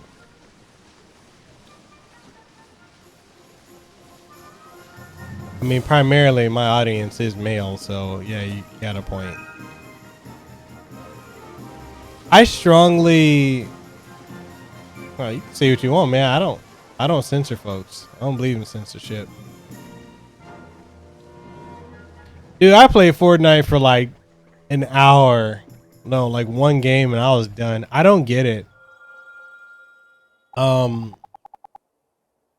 I can't stand Apex Legends because I feel like it's a poor man's Titanfall 2. And I love Titanfall 2. I love the story. I love the online play. I didn't like the fact that that game flopped only for people who wouldn't even give it a chance. Because they're like, oh, it's EA, but these same people will play Apex Legends. Like I don't get it. Yeah, Zero, I'm right there with you. Like I don't have any interest in it. I've tried Overwatch. I own Overwatch on the Xbox One. Don't care for it. I've played but I think I actually got some on here too. Let's go through it. Let's go through all my games.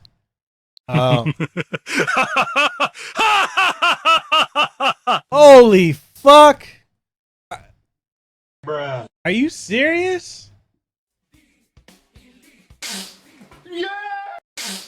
Yeah! Look at that fall! Damn! Look at that! Look at that! Respect it. We respect that. Holy shit! I've never had that high of a donation before. I mean, the most I get is usually like $1 or so. But god damn, Steven, my man, you get mod status for that. I appreciate that.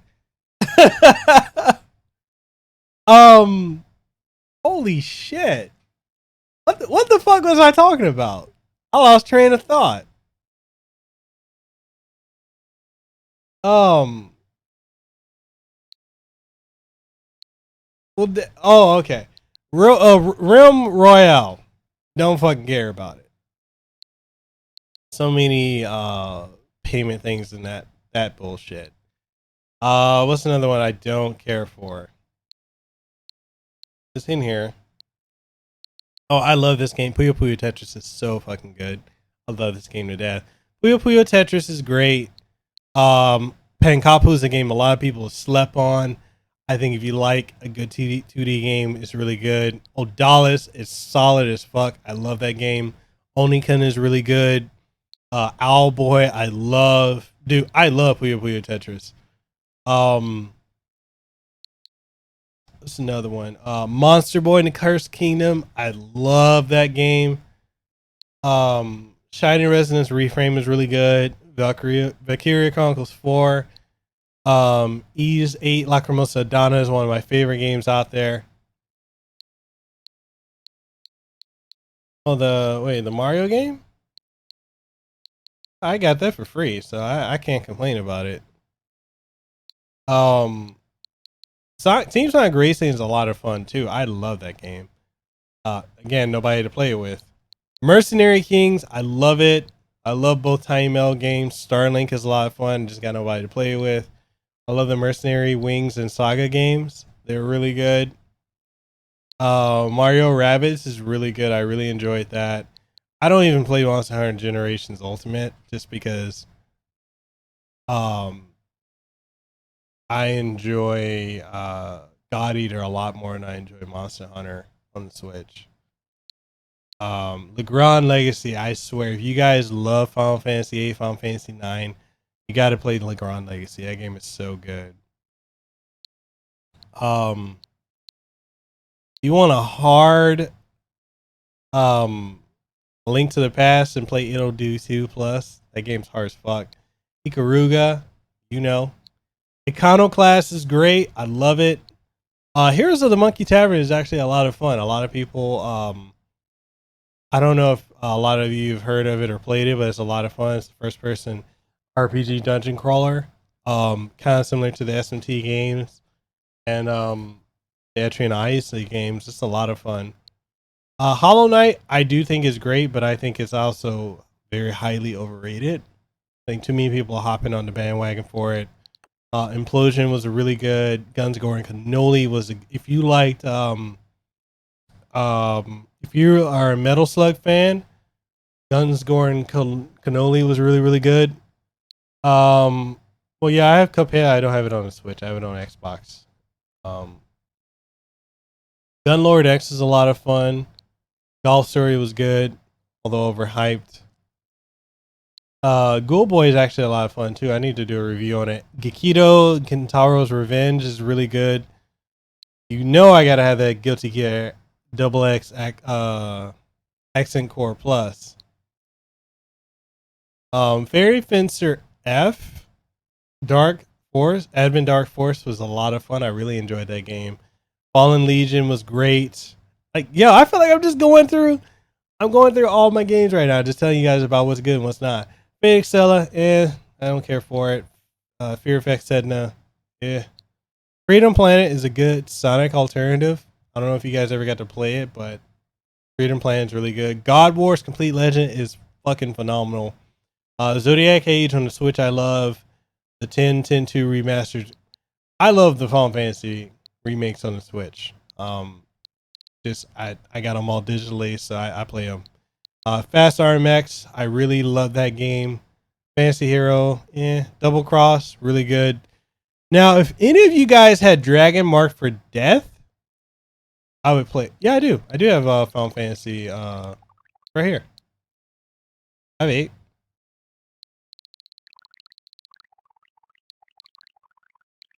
If any of you guys had Dragon Marked for Death, I would love to do like a co-op game with you guys. Dust, fucking phenomenal. Earth Wars, Earthlock, pretty good. We ain't talking about that one. Tropical Freeze, one of the best 2D side scrollers of all time. Well, not 2D, but side scrollers of all time. One of the greatest. I absolutely love it. I love the Scala games, although they are a major time sink. I love 5 and 1. Diablo 3, if you guys had it, I'd be all over it. I have no one to play with, but I love Diablo 3. I really enjoyed Dead Cells. Darksiders on the Switch runs really, really good. Crypt of the Necrodancer, it's okay. Haven't really played Dark Souls Remaster. I have it, but I haven't really played it. I haven't really jumped into Deltarune either, so I can't speak on it. Double Dragon 4, I absolutely love the game. I know a lot of people hate it for whatever reason, I don't know. Dragon Ball Fighters, I do enjoy it. I don't play it a lot though. Xenoverse, pretty good. Crash Team Racing Nitro Fuel, I love.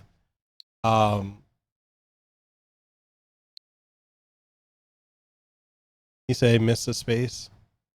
Yeah, they did. I do love Nitro Fuel. This is a really fun racer. As you guys have probably seen my review on it. Insane Trilogy, I enjoy it. Cosmic Star Heroine is really, really good. If you like Chrono Trigger and you like Phantasy Star, like old school Phantasy Star, Cosmic Star Heroine is the game you need to be playing. Code Princess EX, I definitely enjoy it. Celeste, I didn't understand all the hype. I love my Capcom Beat 'em Up bundle, Collection of Mana. I love Caves of Hyrule, Crypt of the Necrodancer. Okay. This is kind of like a poor man's Ghouls and Ghosts. Okay. Castlevania Anniversary Collection. You know I had to have it. Cat Quest is the GOAT. I'm shocked a lot of people haven't played it. Brawl Out and Brawl Holla. Curse of the Moon. Loved it. Blazing Chrome. Love Blazing Chrome. I love Blazing Chrome. I love that game.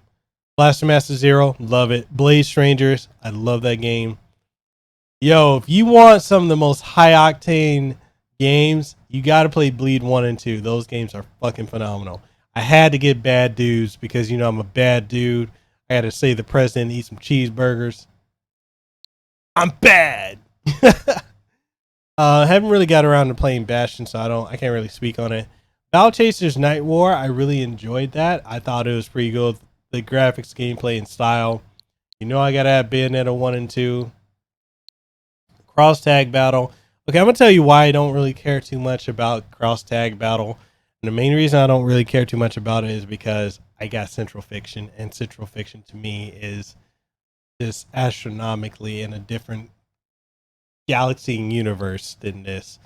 I like it for the crossover appeal of Cross Tag Battle, but Central Fiction is where it's at. But, you know, I play pool. I used to hustle people in pool, but this is a shitty pool game. Don't buy it. Edge of Striker Gunvolt, I absolutely love it. It's a good Mega Man alternative. I got the OG Double Dragon, which I do enjoy playing here and there. Arena of Valor, I was a beta tester for it. I do enjoy it, but I mean, it's not something I'm going to be going and playing all the time. Assault Gunners HD Edition, pretty good. It's not amazing, but it's good. XM Verge, I absolutely love. I liked how creepy that game is. We don't talk about XN, that's why it's not even downloaded. Acorn Tactics is a... If you never play a tactics game, it's pretty good to get into. Clearly, I have a Neo Geo love. You can see it right here. World Heroes Perfect is, I think, the best World Heroes game, even though it's that difficulty spike down the road. What's an SNK? Shut the fuck up about that. What's an SNK? We know what SNK is. SNK is the truth. But yeah, I love World Heroes Perfect. King of Fighters 2000 is one of my favorite KOFs, but my absolute favorite KOF is none other than KOF 98. The Slugfest, although Ultimate Match Final Edition is the best version of 98, in my opinion. Shock Trooper Second Squad is good, as well as the original one. Sengoku 3, I would say don't play any other Sengoku. I know you're being sarcastic. That's why I'm giving you shit for it. Sengoku 3 is the one I would say play. Don't even play Sengoku 1 or 2. Just get 3. Sam Show 4 is great. Real Bout. Okay, I'm going to say this. I don't understand why more people never played the Fatal Fury games, because I love Real Bout Fatal Fury, and I especially love Real Bout Fatal Fury 2. I thought those combos and the graphics and just the animation, I thought it was just out of this world. They were amazing. Clearly, I love Metal Slug. I got 1, 2, and 3. Karnov's Revenge is, to me, I love playing that game. I think it's absolutely phenomenal.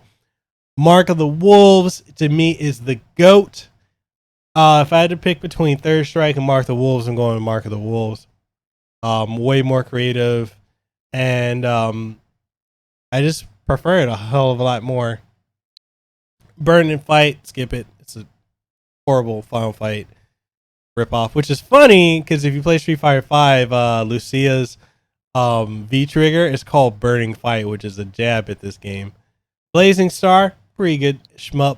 Art of Fighting 3, great graphics, gameplay is good, but fuck, it's got SNK boss syndrome with damn near every character. Art of Fighting 2, I can't even beat 1 or 2 characters in that game because of that difficulty being so out. It's just bonkers. I thought I had the first Art of Fighting. I guess not. Alpha Mission 2. Pretty good game too. 99 Vitas I really do enjoy. And 20XX is a lot of fun. I think I have Yoshi's Crafted World. Do I have? I don't know if I actually have the game. I think I do. I think I got it for Lehua, but like most games I get her, she doesn't play them. like way later, like years later.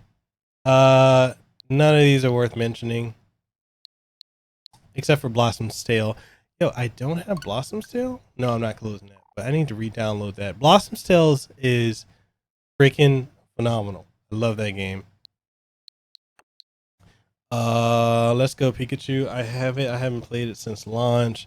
Super Mario Party. Correct me if I'm wrong. Doesn't it have online play? I would love to get some Mario Party in with you guys if you guys would, if it has online play and if you'd be interested in doing that. Love the X collection. Mario Tennis Aces. I have. Haven't really played it much.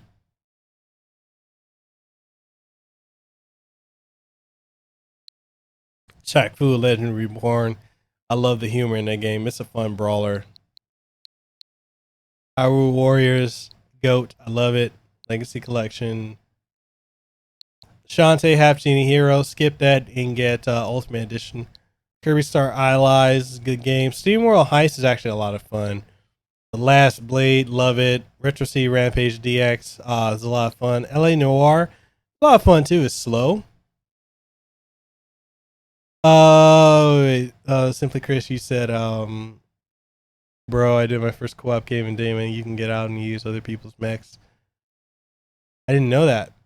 I definitely need to get back on Damon X. I would like to stream more Damon X, but the thing is, when I streamed it last, I got hit with a copyright strike. Yo, Sprite, get that blasphemy out of here. I'm not dodging you, my guy. I just know that I'm not gonna win if I play you in Super Turbo. So it's like, no, we're not doing that. That's not the business. Gear Club Unlimited, don't buy that trash. Don't buy this trash either. I don't even know why I bought that. Yeah, Marvelous is hit. I got hit so hard that I got an actual strike on my channel. So I'm like, as much as I like Damon X, I am not gonna risk my channel over streaming that game. That's why I would play it on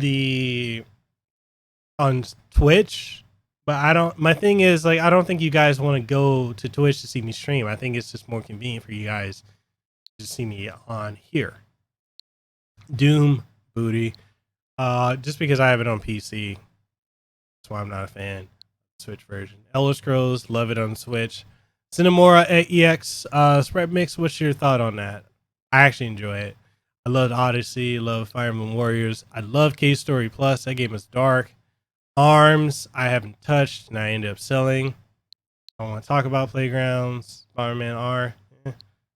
Pokemon DX.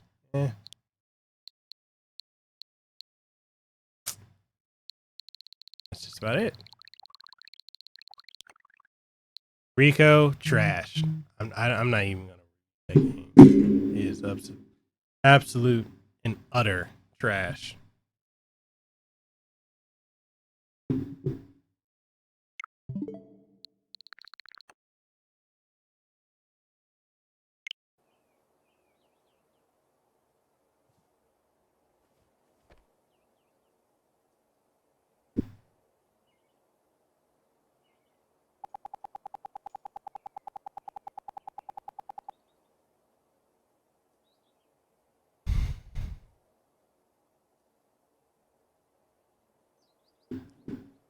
Dude, if we could play Alpha 2 online, best believe you'd be catching them L's. My kin is deadly, my guy. You'd be catching L's all day. Yes. I called you out. An Alpha 2? Yes. Anything else? No, we're not playing that.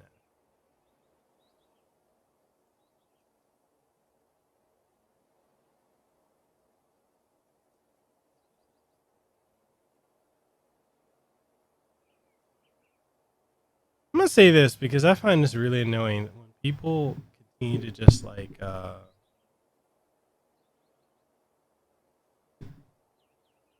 tag you in random ass posts on social media. I don't understand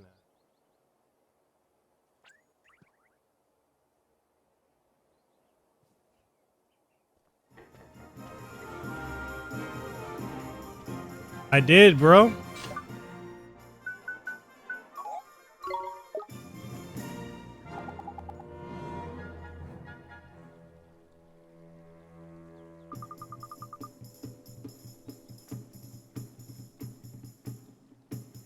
The Dreamcast version of Half 3 is good for multiplayer dramatic battle.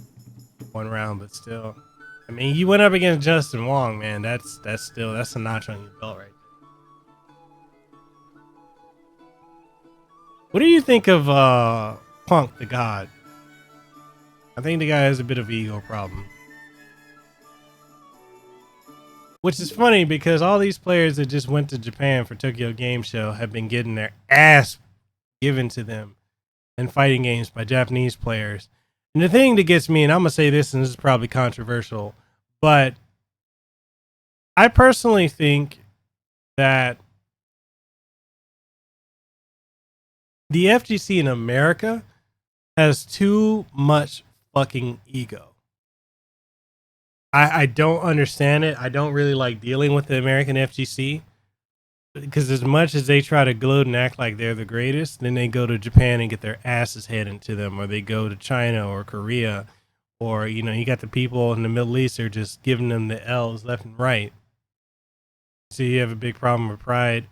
I mean, I'm prideful too when it comes to it, but like, I like these egos that these folks have, like, you know, I'm not trying to throw shade, but I'm throwing shade. But like, I was supposed to interview Rob TV, and the dude bailed on me for doing an interview 3 times consecutively. And then the one time where he made a decision to schedule the time didn't even let me know until like 10 minutes beforehand. And I was already at work. I was like, oh, my bad.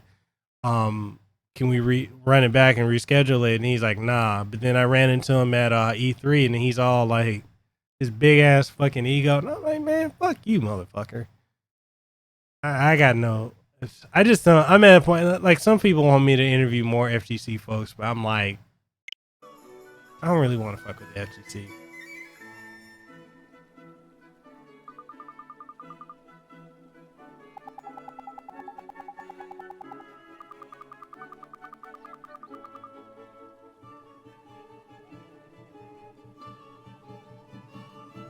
Is it Steven? You said it looks like I need some friends to play with.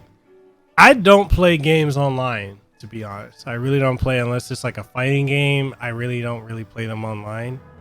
And it's all also like due to a lack of time more often than not. And I'm always getting review codes for something, so a lot of my time is just spent towards playing certain games or recording footage.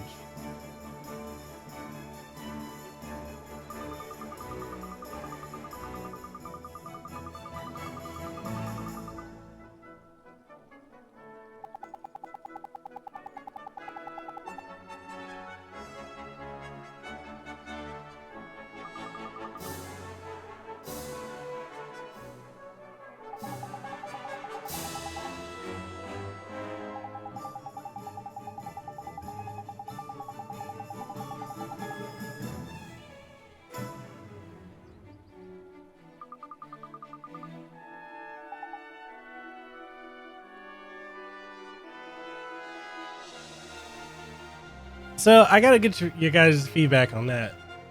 Do you think that's a smart idea for Kuni and Link's Awakening to come out on the same day? And what do you guys think of all these Switch games that have been just like, especially from Nintendo, that have been dropping back to back to back to back?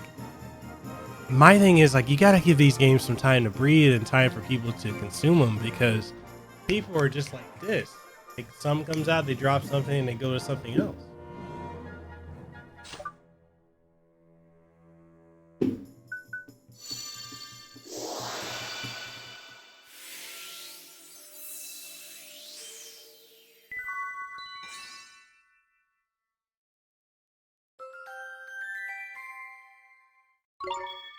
You think it'll do fine?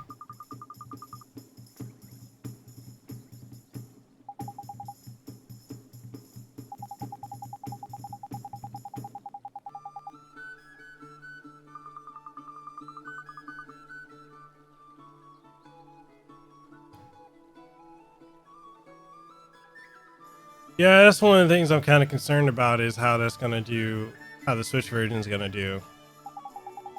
Because again, I feel like it's been hyped, and then it's gonna be one of those games that are hyped and not played.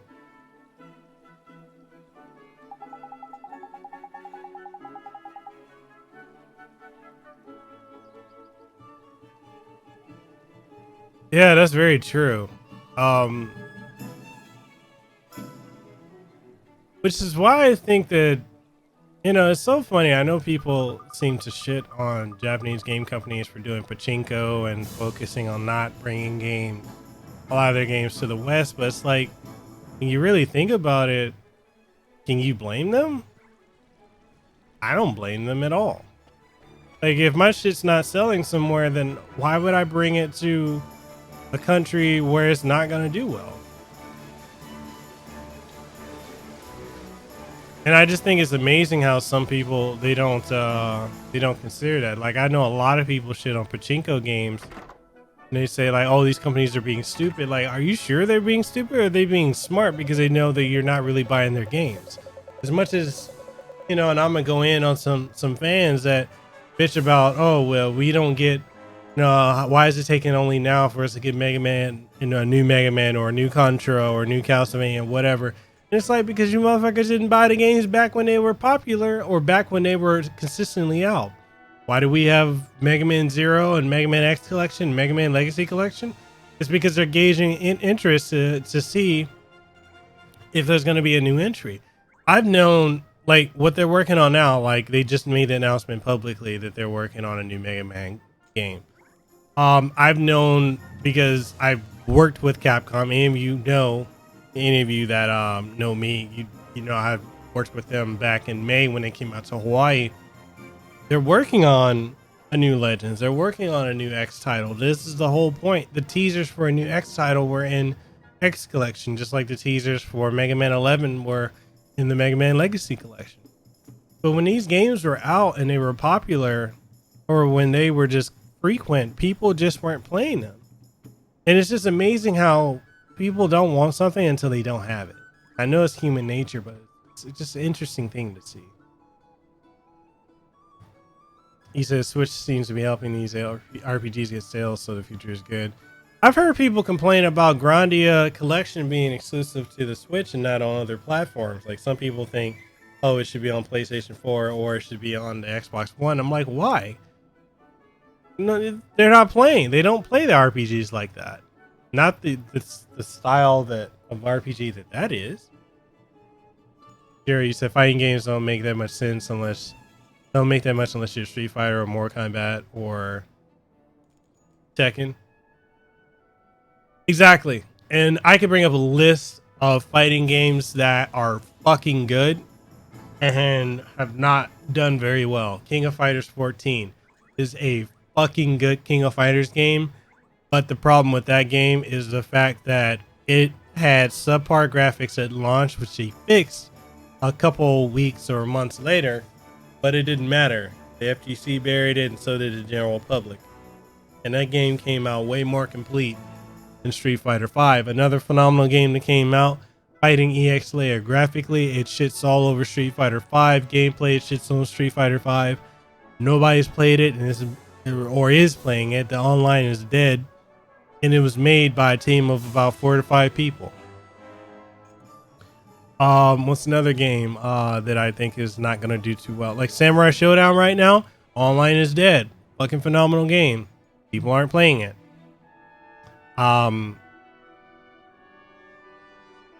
Guilty Gear, another game online. People aren't really playing it.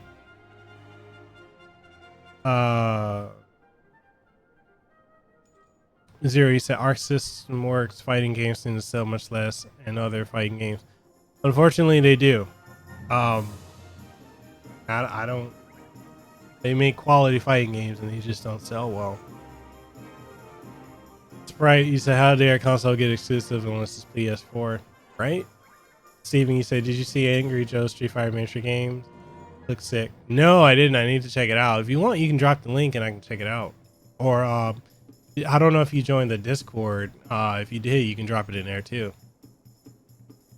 Sprite makes you sound like play devil's advocate. The fighting game market is oversaturated. Right now, yes, it is very oversaturated.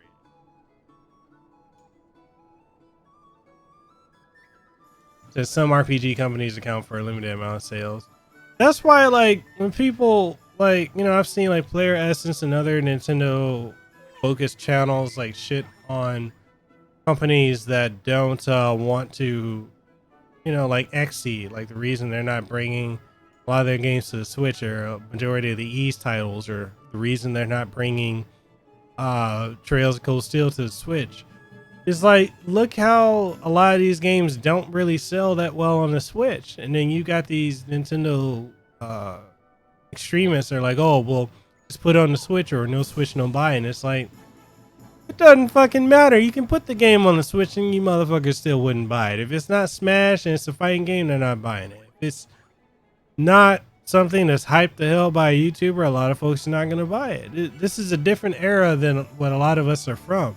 Where a lot of us, we grew up and we tried games because that was the best way to know if it was good or not. A lot of this generation, they just ride the hype train. Whatever is being hyped, they'll play. They don't really deviate from that. That's right, Mix. You said, oh, Steven, thank you for dropping the link. Steven, did you join the Discord? If not, I mean, definitely more than welcome to join. That's right, Mix. You said, not counting retro collections, there's been like 15 plus new fighting games since 16. That's a lot. That's a lot. Jerry said a lot of games XC would love but can't because of Falcon. The guy in charge could care less about selling outside Japan.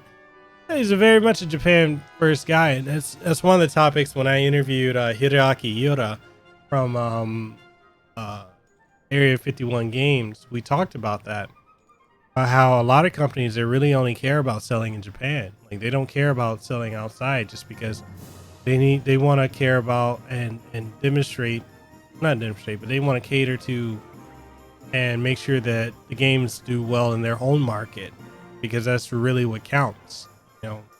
And I understand that, because you try to cater to the Western market, they're very fickle.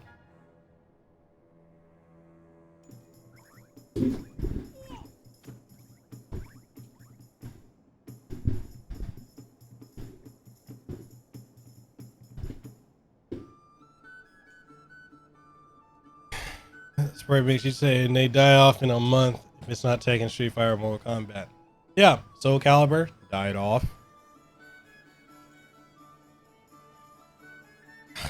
Soul Calibur was hot for like a good month and then died.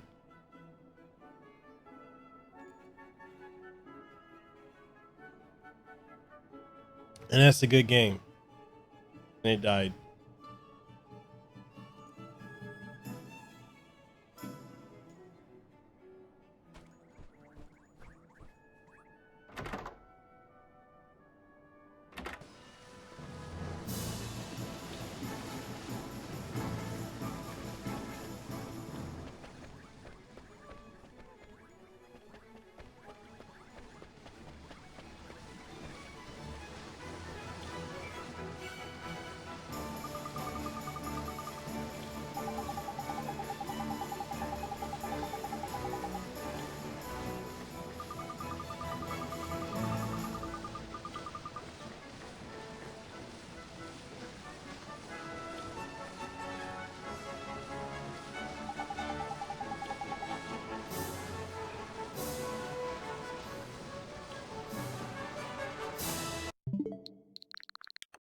You brought up Blade Strangers.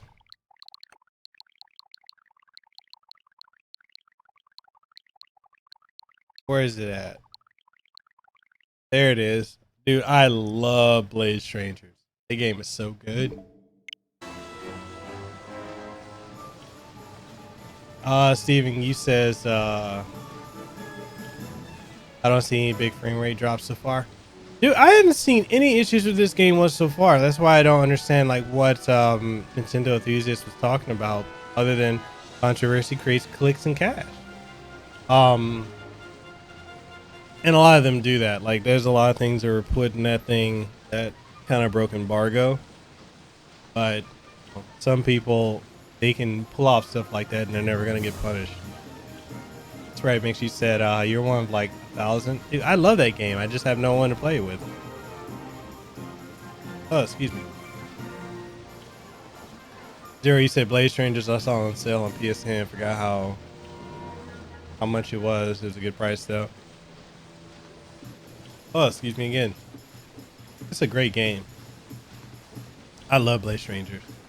I have a lot of fun. Like Gunvolt is my main. If it's not him, then it's the guy from Cave Story. Steven, you said maybe the Switch memory card was corrupted. More than likely. More than likely. A lot of these guys, they don't understand how memory cards work, or they get a slow memory card and they put too many games on it, and or don't understand the difference in read write. Japan is too strong in fighting games. I was top 40 once in Super Turbo and 30th. Now I'm down to 150th. Once they got a hold of the collection.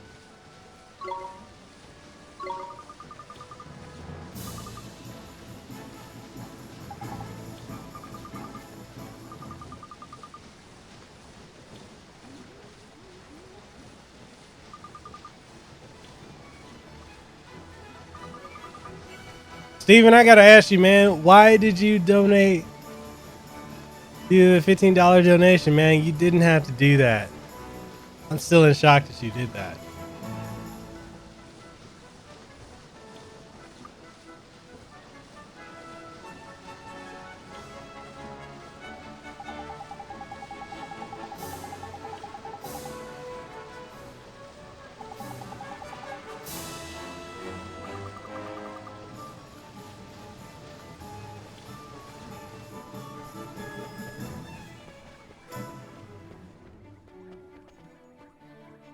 You say because it's hard to find normal non-SJW streamers you can converse with. Oh, you mean the streamers that are I know what you mean. I definitely know what you mean, man. You didn't have to donate. I greatly appreciate that you did that, and that was that meant a lot. I greatly appreciate it. I understand what you mean. Like it's really hard. Just in general, just to talk to people these days, and I'll say this, out of protection, you know, out of keeping the anonymity and protection of one of the guests that I interviewed on my podcast. I spoke with the developer, and the developer was telling me, you know, we were talking casually, you know, off the record, and he was telling me how, you know, he has to be really, really careful with things he says, you know, especially with the whole thing that happened with Alex Saloka.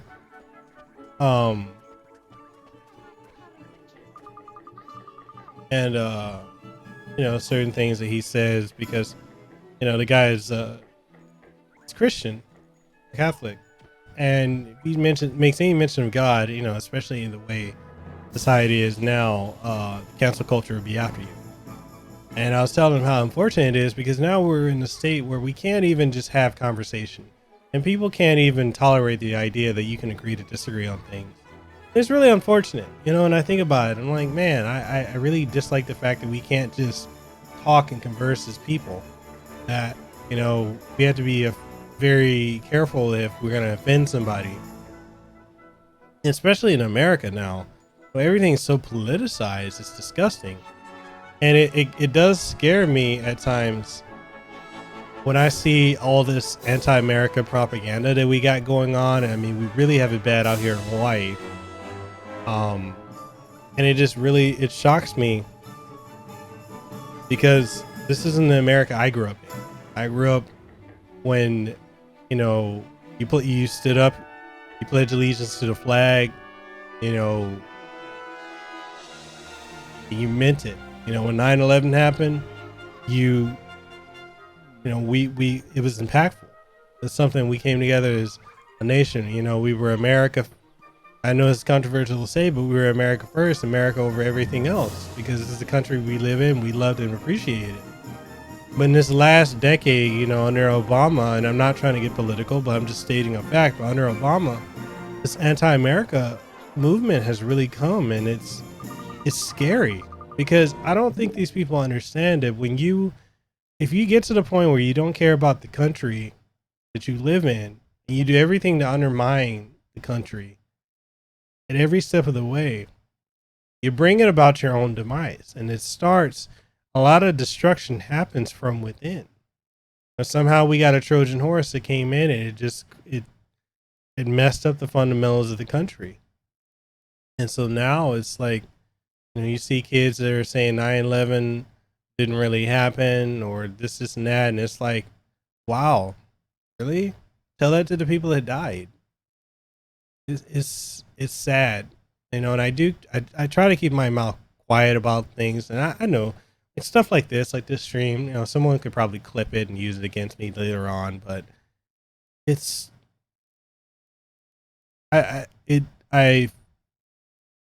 I'm afraid of where we're going. I'll say that. Same here, dude. I'm a conspiracy theorist too, but I'd never say it never happened. But a lot of these people, these kids, they think that. Steven, you said there's no freedom of speech anymore. You speak out about traditional family values, you're a homophobic and sexist and should be ostracized.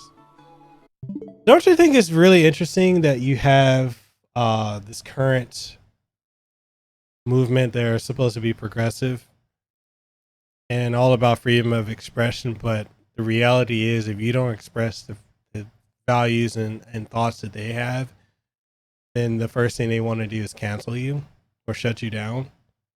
It's amazing how people who preach about freedom, equality, are ones who want nothing but oppression. It's 1984. You know,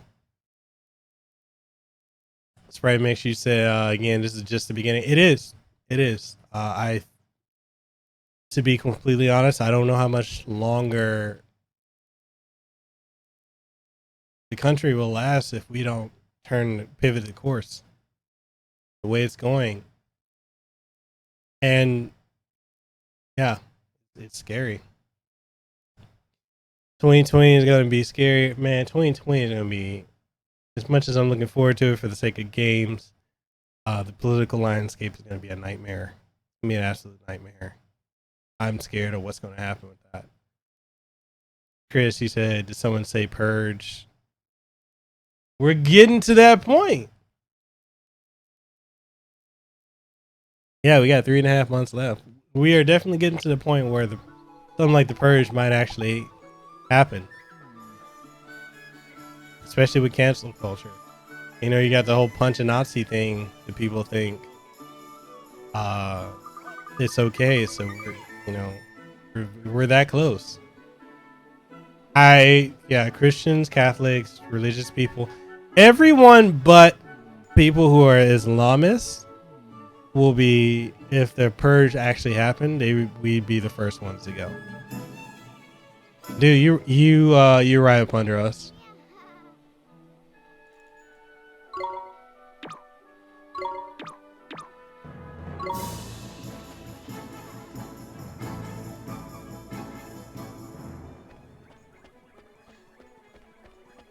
It's definitely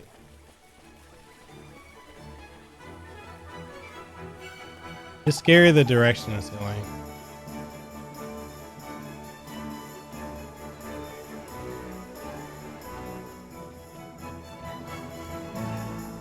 I gotta ask, is this one of the reasons you guys like coming to my streams? Because I just let loose and I'm unfiltered.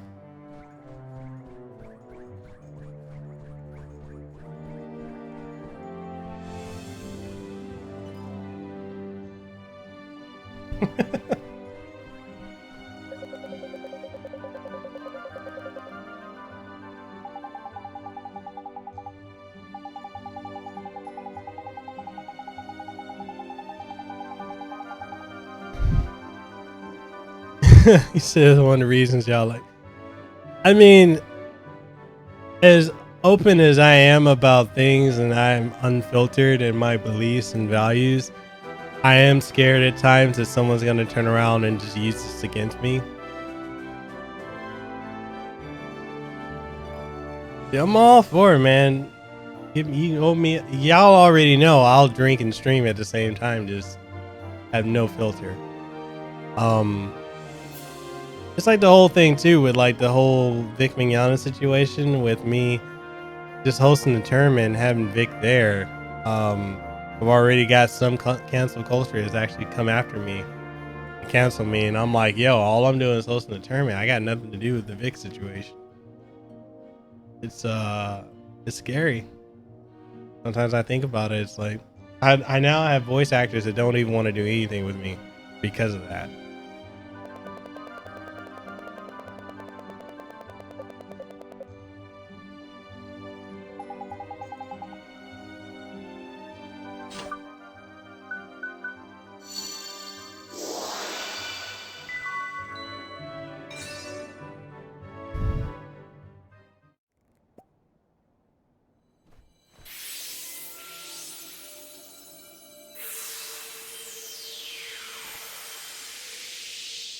So, do you think it worked? Let's see, shall we? What the devil was one up to? Your Meowjesty, please tell us you're back to your old self. Eh? Why, one is 10 times more energetic than one has ever been. But one feels different somehow. This is your doing, is it not? Then you must be rewarded. Your Meowjesty, it seems that these brave adventurers have lifted the curse that was placed upon you. What? Is this true? Yes, Your Meowjesty. It appears that you were cursed with a lack of enthusiasm. Is that so? One certainly didn't feel oneself for a while there. It seems one is in your debt.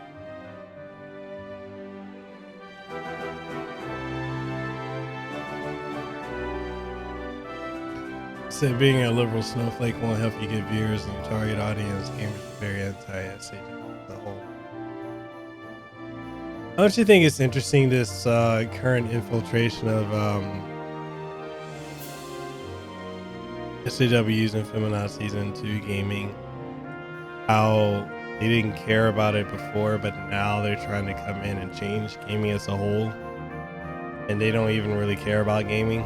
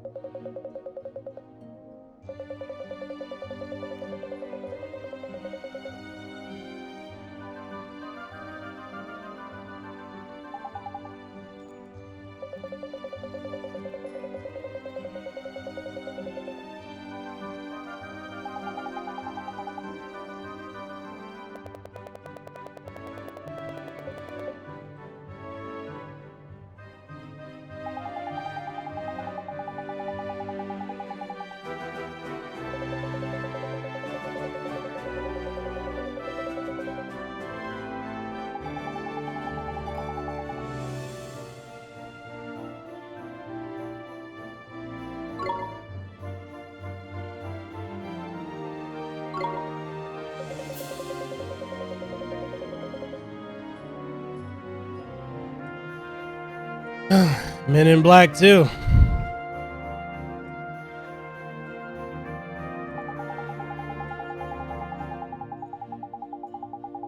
And look at what they're doing to the Marvel universe.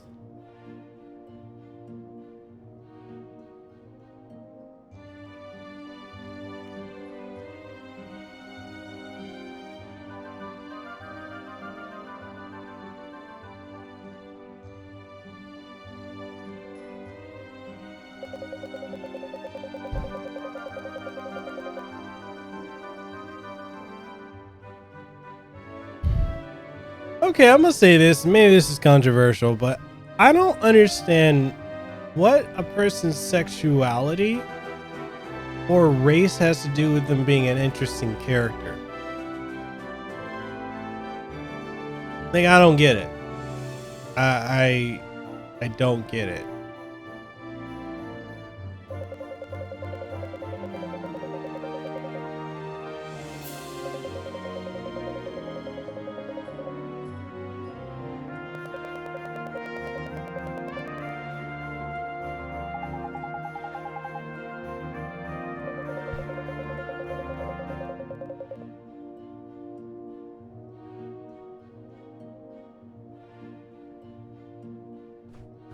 All right, finally buy weapons. Oh, I lost like 3 viewers. I must have offended some folks.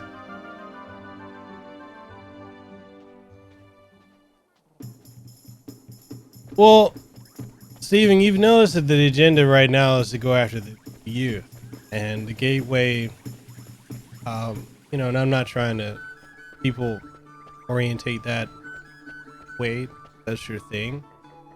But for the sake of procreation, there's no way to procreate if all we have is same sex all the time. You know, unless we're gonna do the test tube babies thing, which that seems to be becoming slowly a norm.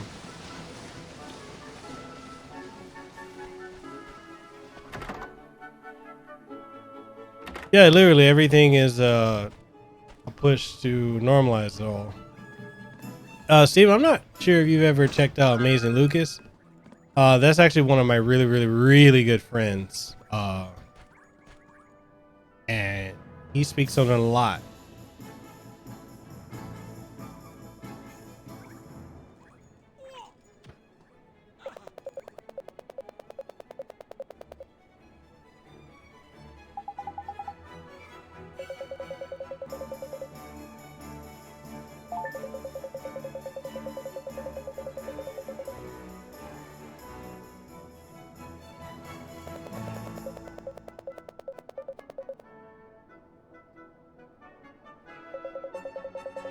So everyone who's still here in the stream, what are some topics you'd like to discuss that I can dive into?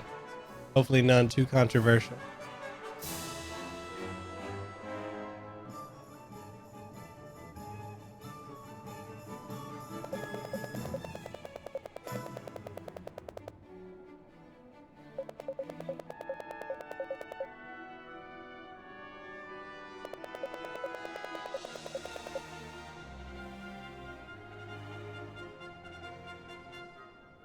Well, it's true. You know, and this whole thing too of you know how they were acting like Captain Marvel was the first female superhero movie, and I'm like, well, she wasn't. And same thing with like Black Panther being the first black superhero. I'm like, no, he wasn't. Our superhero movie. I think when they put so much emphasis on things that aren't important to the character, that's why I think things step into murky waters. So how do they not know Blade? I don't know. I don't know how they don't know Blade. Hero.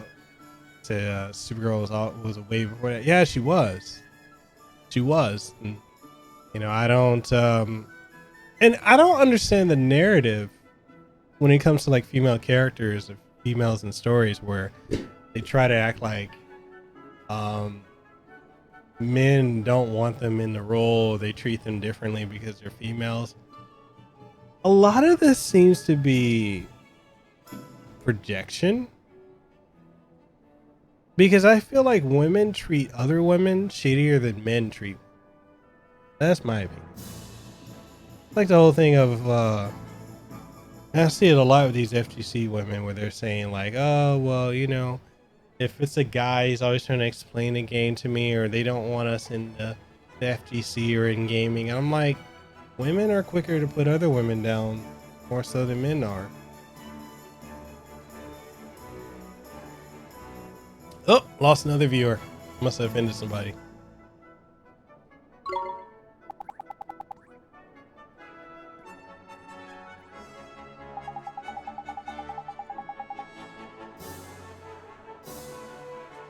It is what it is.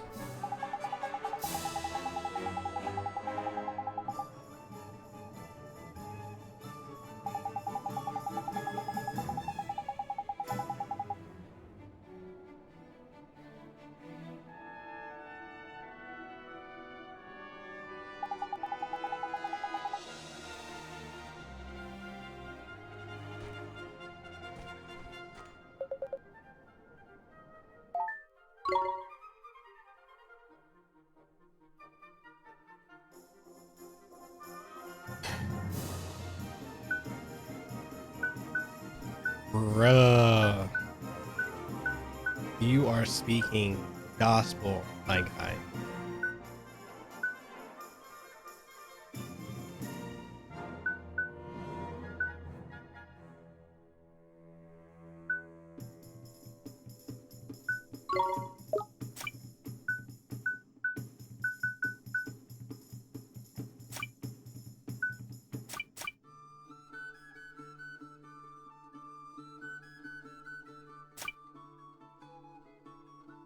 You said I was able to pre-order one SNES controller for Switch off the Nintendo site. Glad I did. All sold out now. Are you serious? Zero, you say I'm sorry, but some of them frankly scare the shit out of me. It's true. It's so true.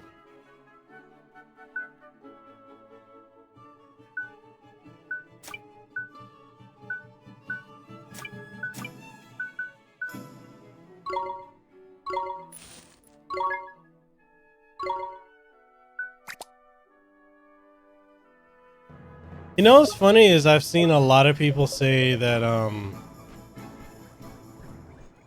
they think that the SNES controller is overpriced, and they feel that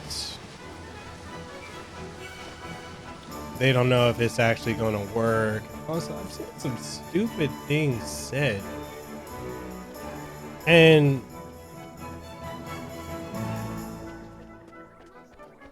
I'm gonna put it this way. Sometimes I don't think that people understand the value of being able to have choice. You know? You can choose to or choose not to buy something.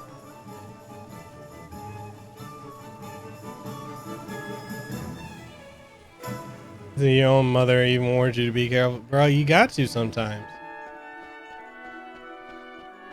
You definitely have to sometimes.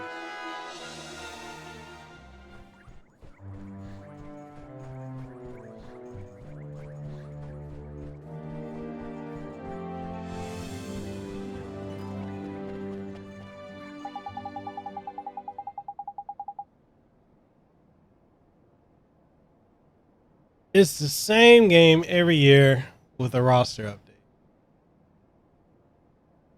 And people buy it up. That, Madden, makes absolutely no sense to me. I don't get it.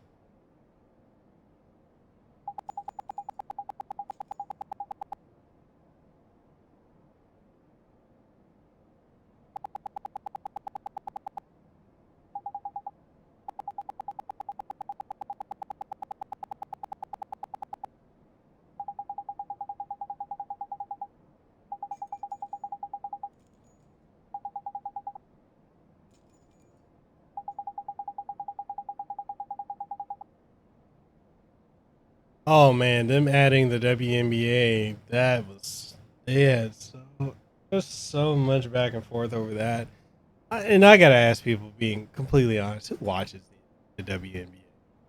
Like honestly, it's been around for what, 20 some plus years. Who watches it? I'm not trying to downplay and say it's not important. It's just a question: who watches it?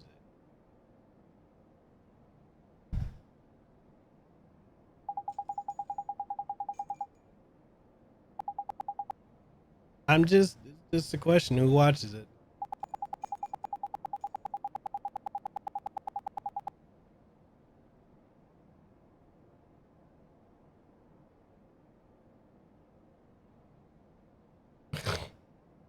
said I should downplay it. It sucks.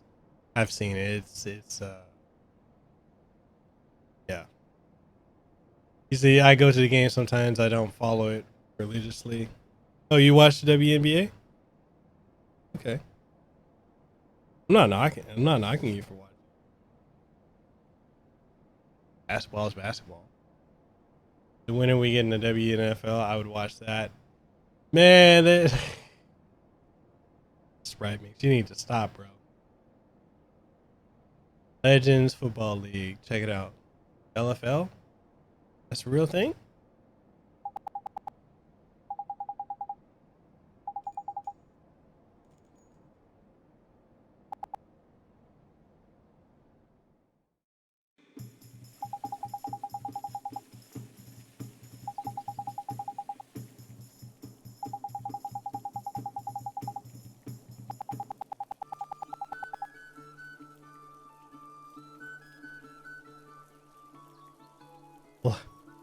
Oh, bro, you trying to get me in trouble if I said that? Oh.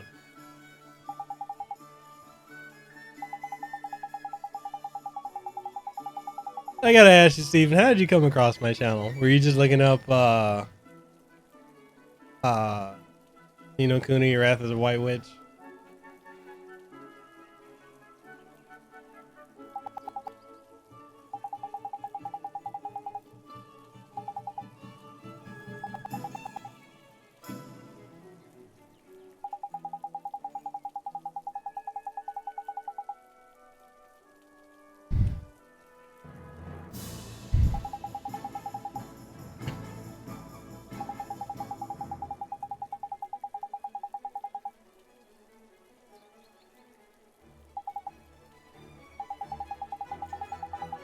Well, you got more than what you were bargaining for.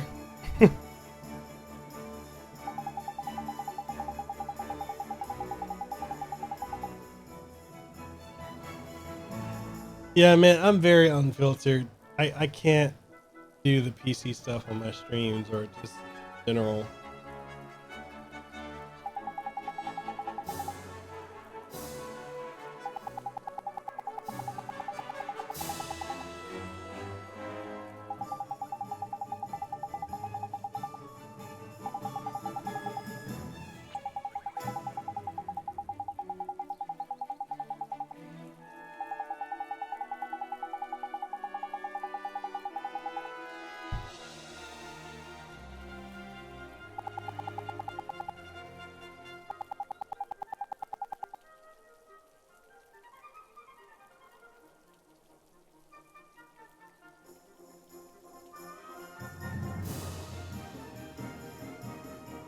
Right.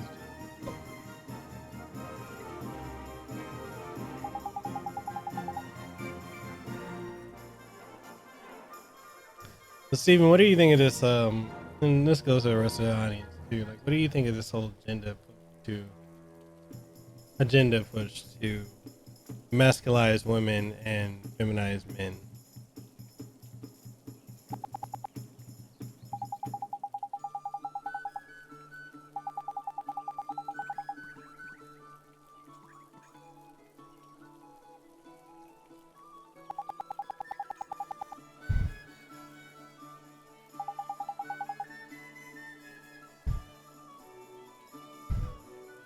Yep.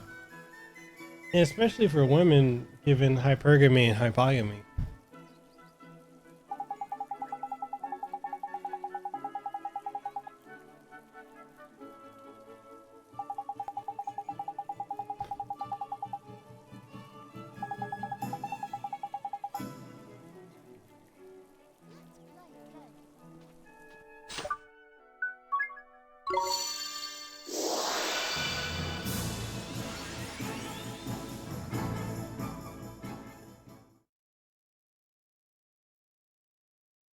Yeah, they don't like the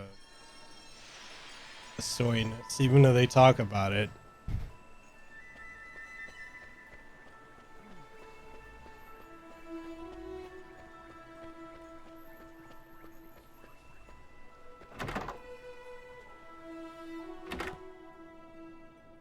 Right?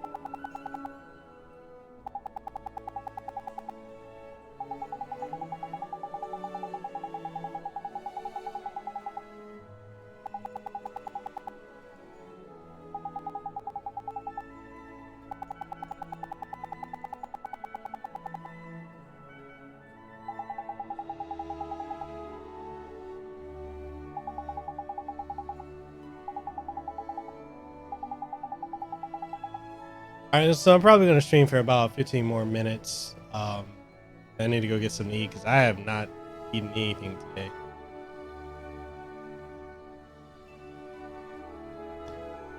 Let's see, there are still.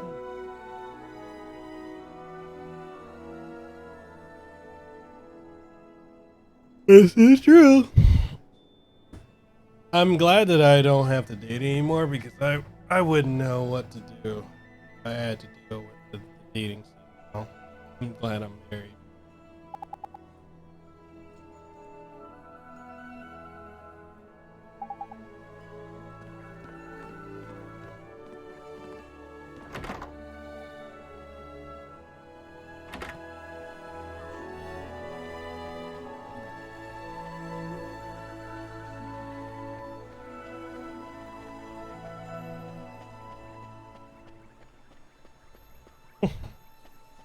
I'm the better cook between the two of us.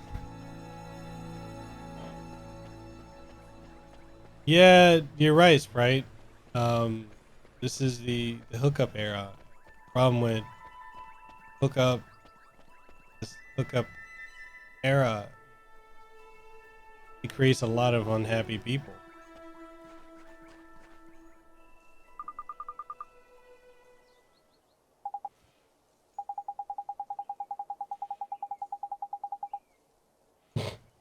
Go for it.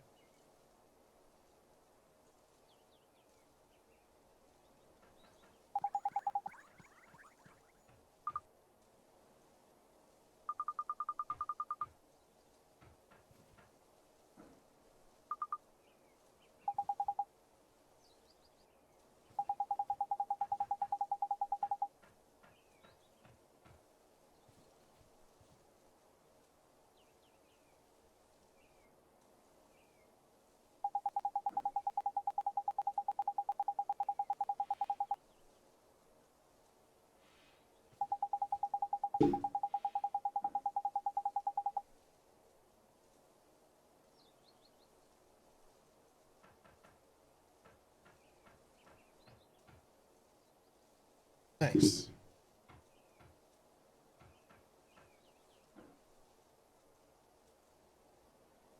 She's half Mexican. Yeah, the Hispanic women are definitely really good when it comes to cooking. Can't argue with you.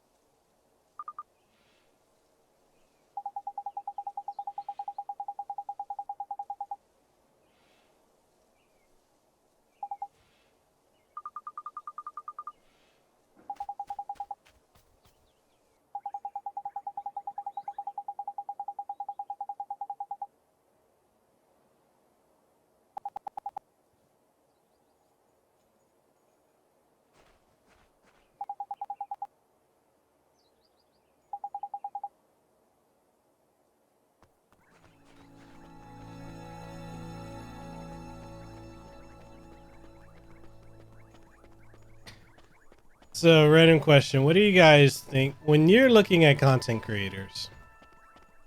Do you guys like the content creators that do the traditional clickbaity, dick sucking, like thumbnail? That always. I've gone off on that before, but is that what you guys like? And the ones that have all the same talking points as every other YouTuber? Do you like the guys that are just raw and filtered and have their own sense of style?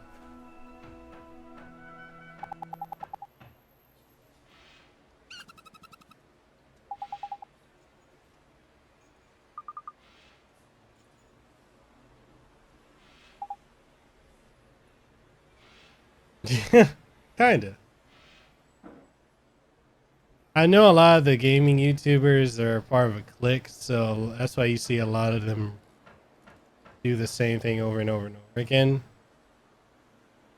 And I'm noticing another thing too is a lot of people are trying to be podcasters.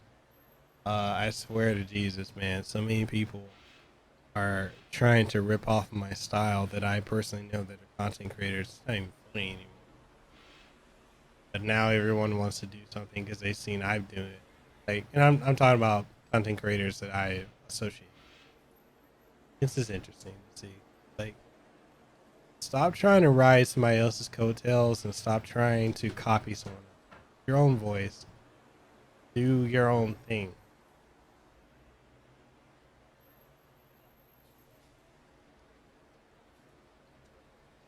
Same here. I don't like that fake shit.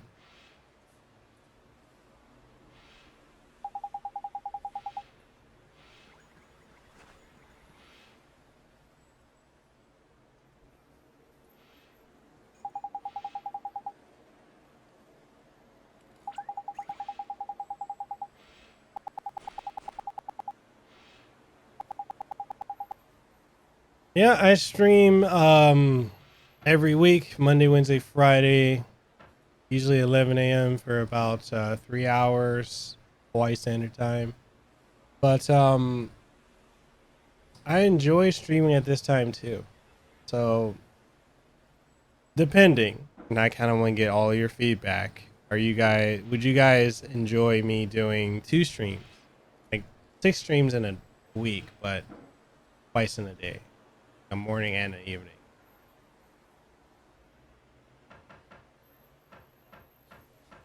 So you like the ones that like to talk to their viewers and talk about fun, interesting topics. Also, stories can be quite interesting too. Yeah, man, I like engaging with my audience. You know, like outside of just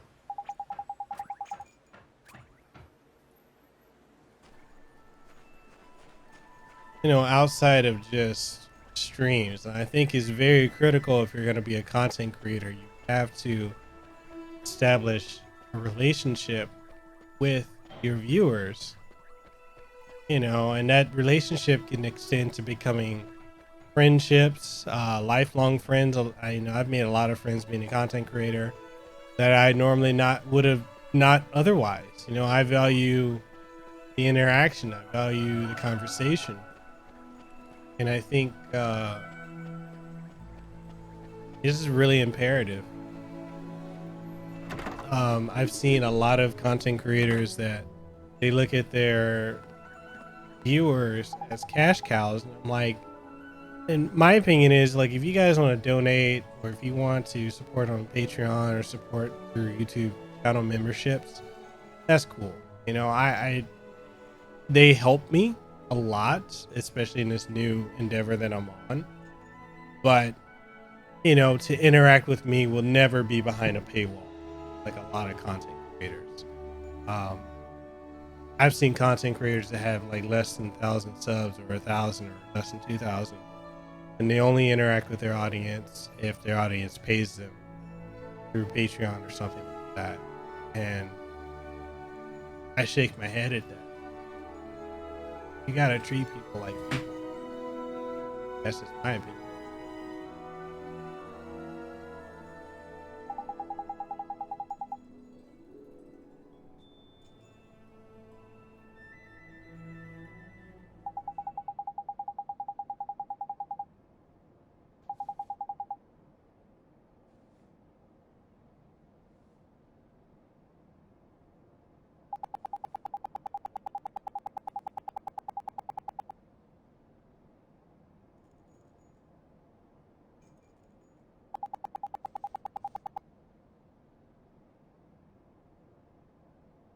He posted, okay, cool.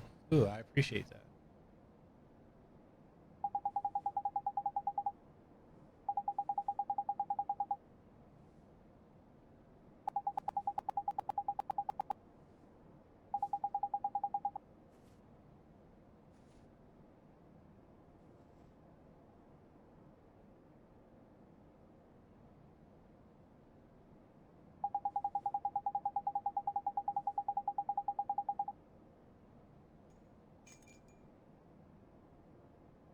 Damn, that was savage.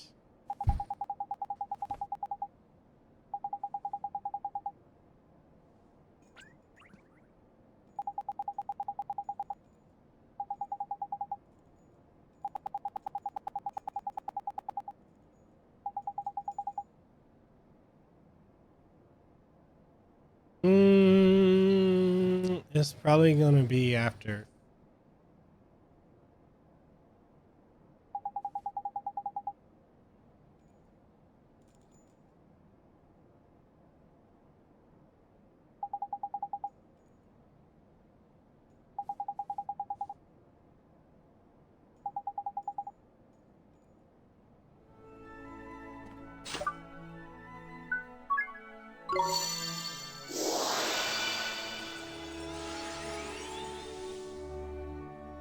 Well, if it follows Street Fighter 3 Ryu Final, then Akuma won't be in it. I don't think Ryu Final is canon.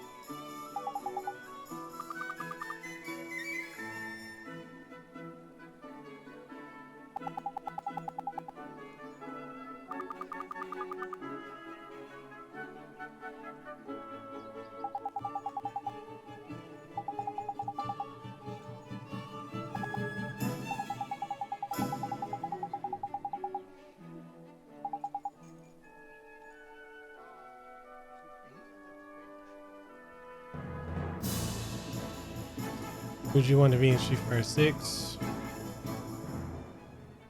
Most surely it's gonna have Alex. I think Ryu and Ken will come back in.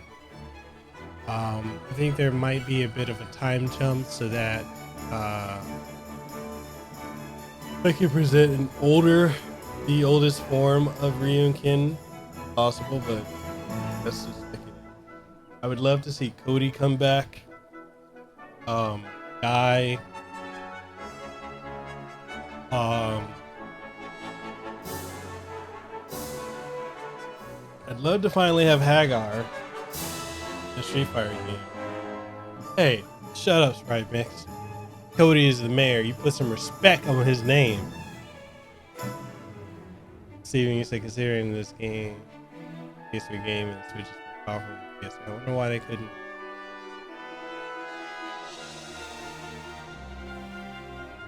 I don't know why they couldn't even get it up to 1080 at 60. Curious about that.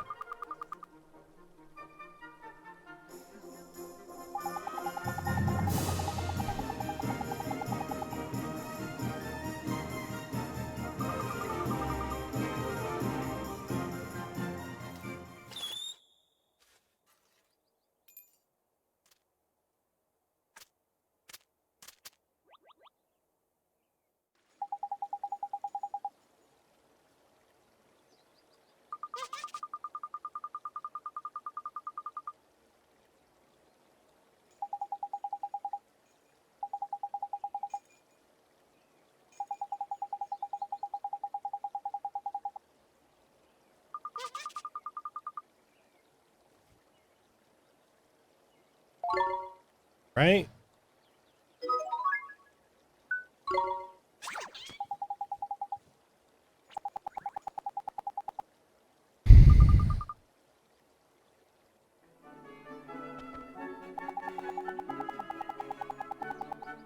I have a question though. What are games that I played that you guys enjoy? I know I tend to not really play the mainstream games. I like playing JRPGs. I like playing fighting games, old school action games, shmups. Do you guys enjoy the games I stream, or do you prefer when I stream like more mainstream titles?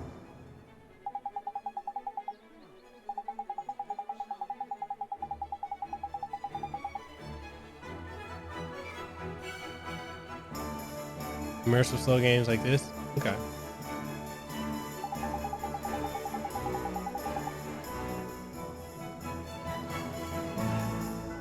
Right, Mix, you just here for the conversation, huh?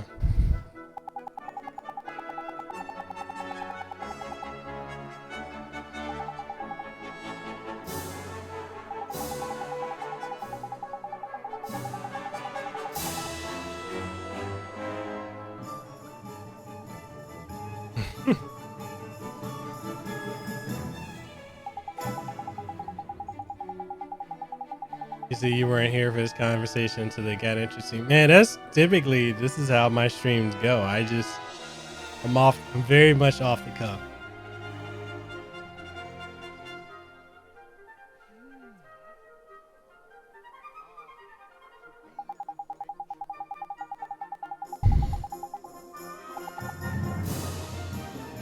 All right. I'm gonna end it here. Let me go find a spot where I can save. I can go get some food because I am hungry.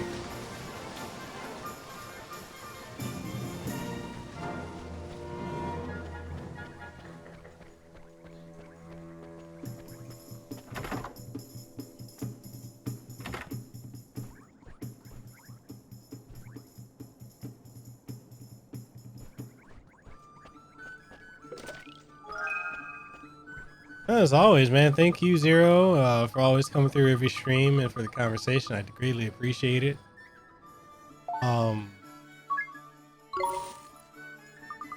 Stephen Hart, I want to thank you for coming through on the stream and, especially for the donation, man. That was crazy. I still can't believe you did that. It was the biggest donation I've ever had. I appreciate that. And, Right Mix as always with the conversation. Stephen Hart also with the conversation. That I greatly appreciate you guys. NX Revolution, Simply Chris, everyone who came through tonight. Thank you guys so much for coming through on the stream. I greatly appreciate it. And as always, I'm very terrible at hitting it.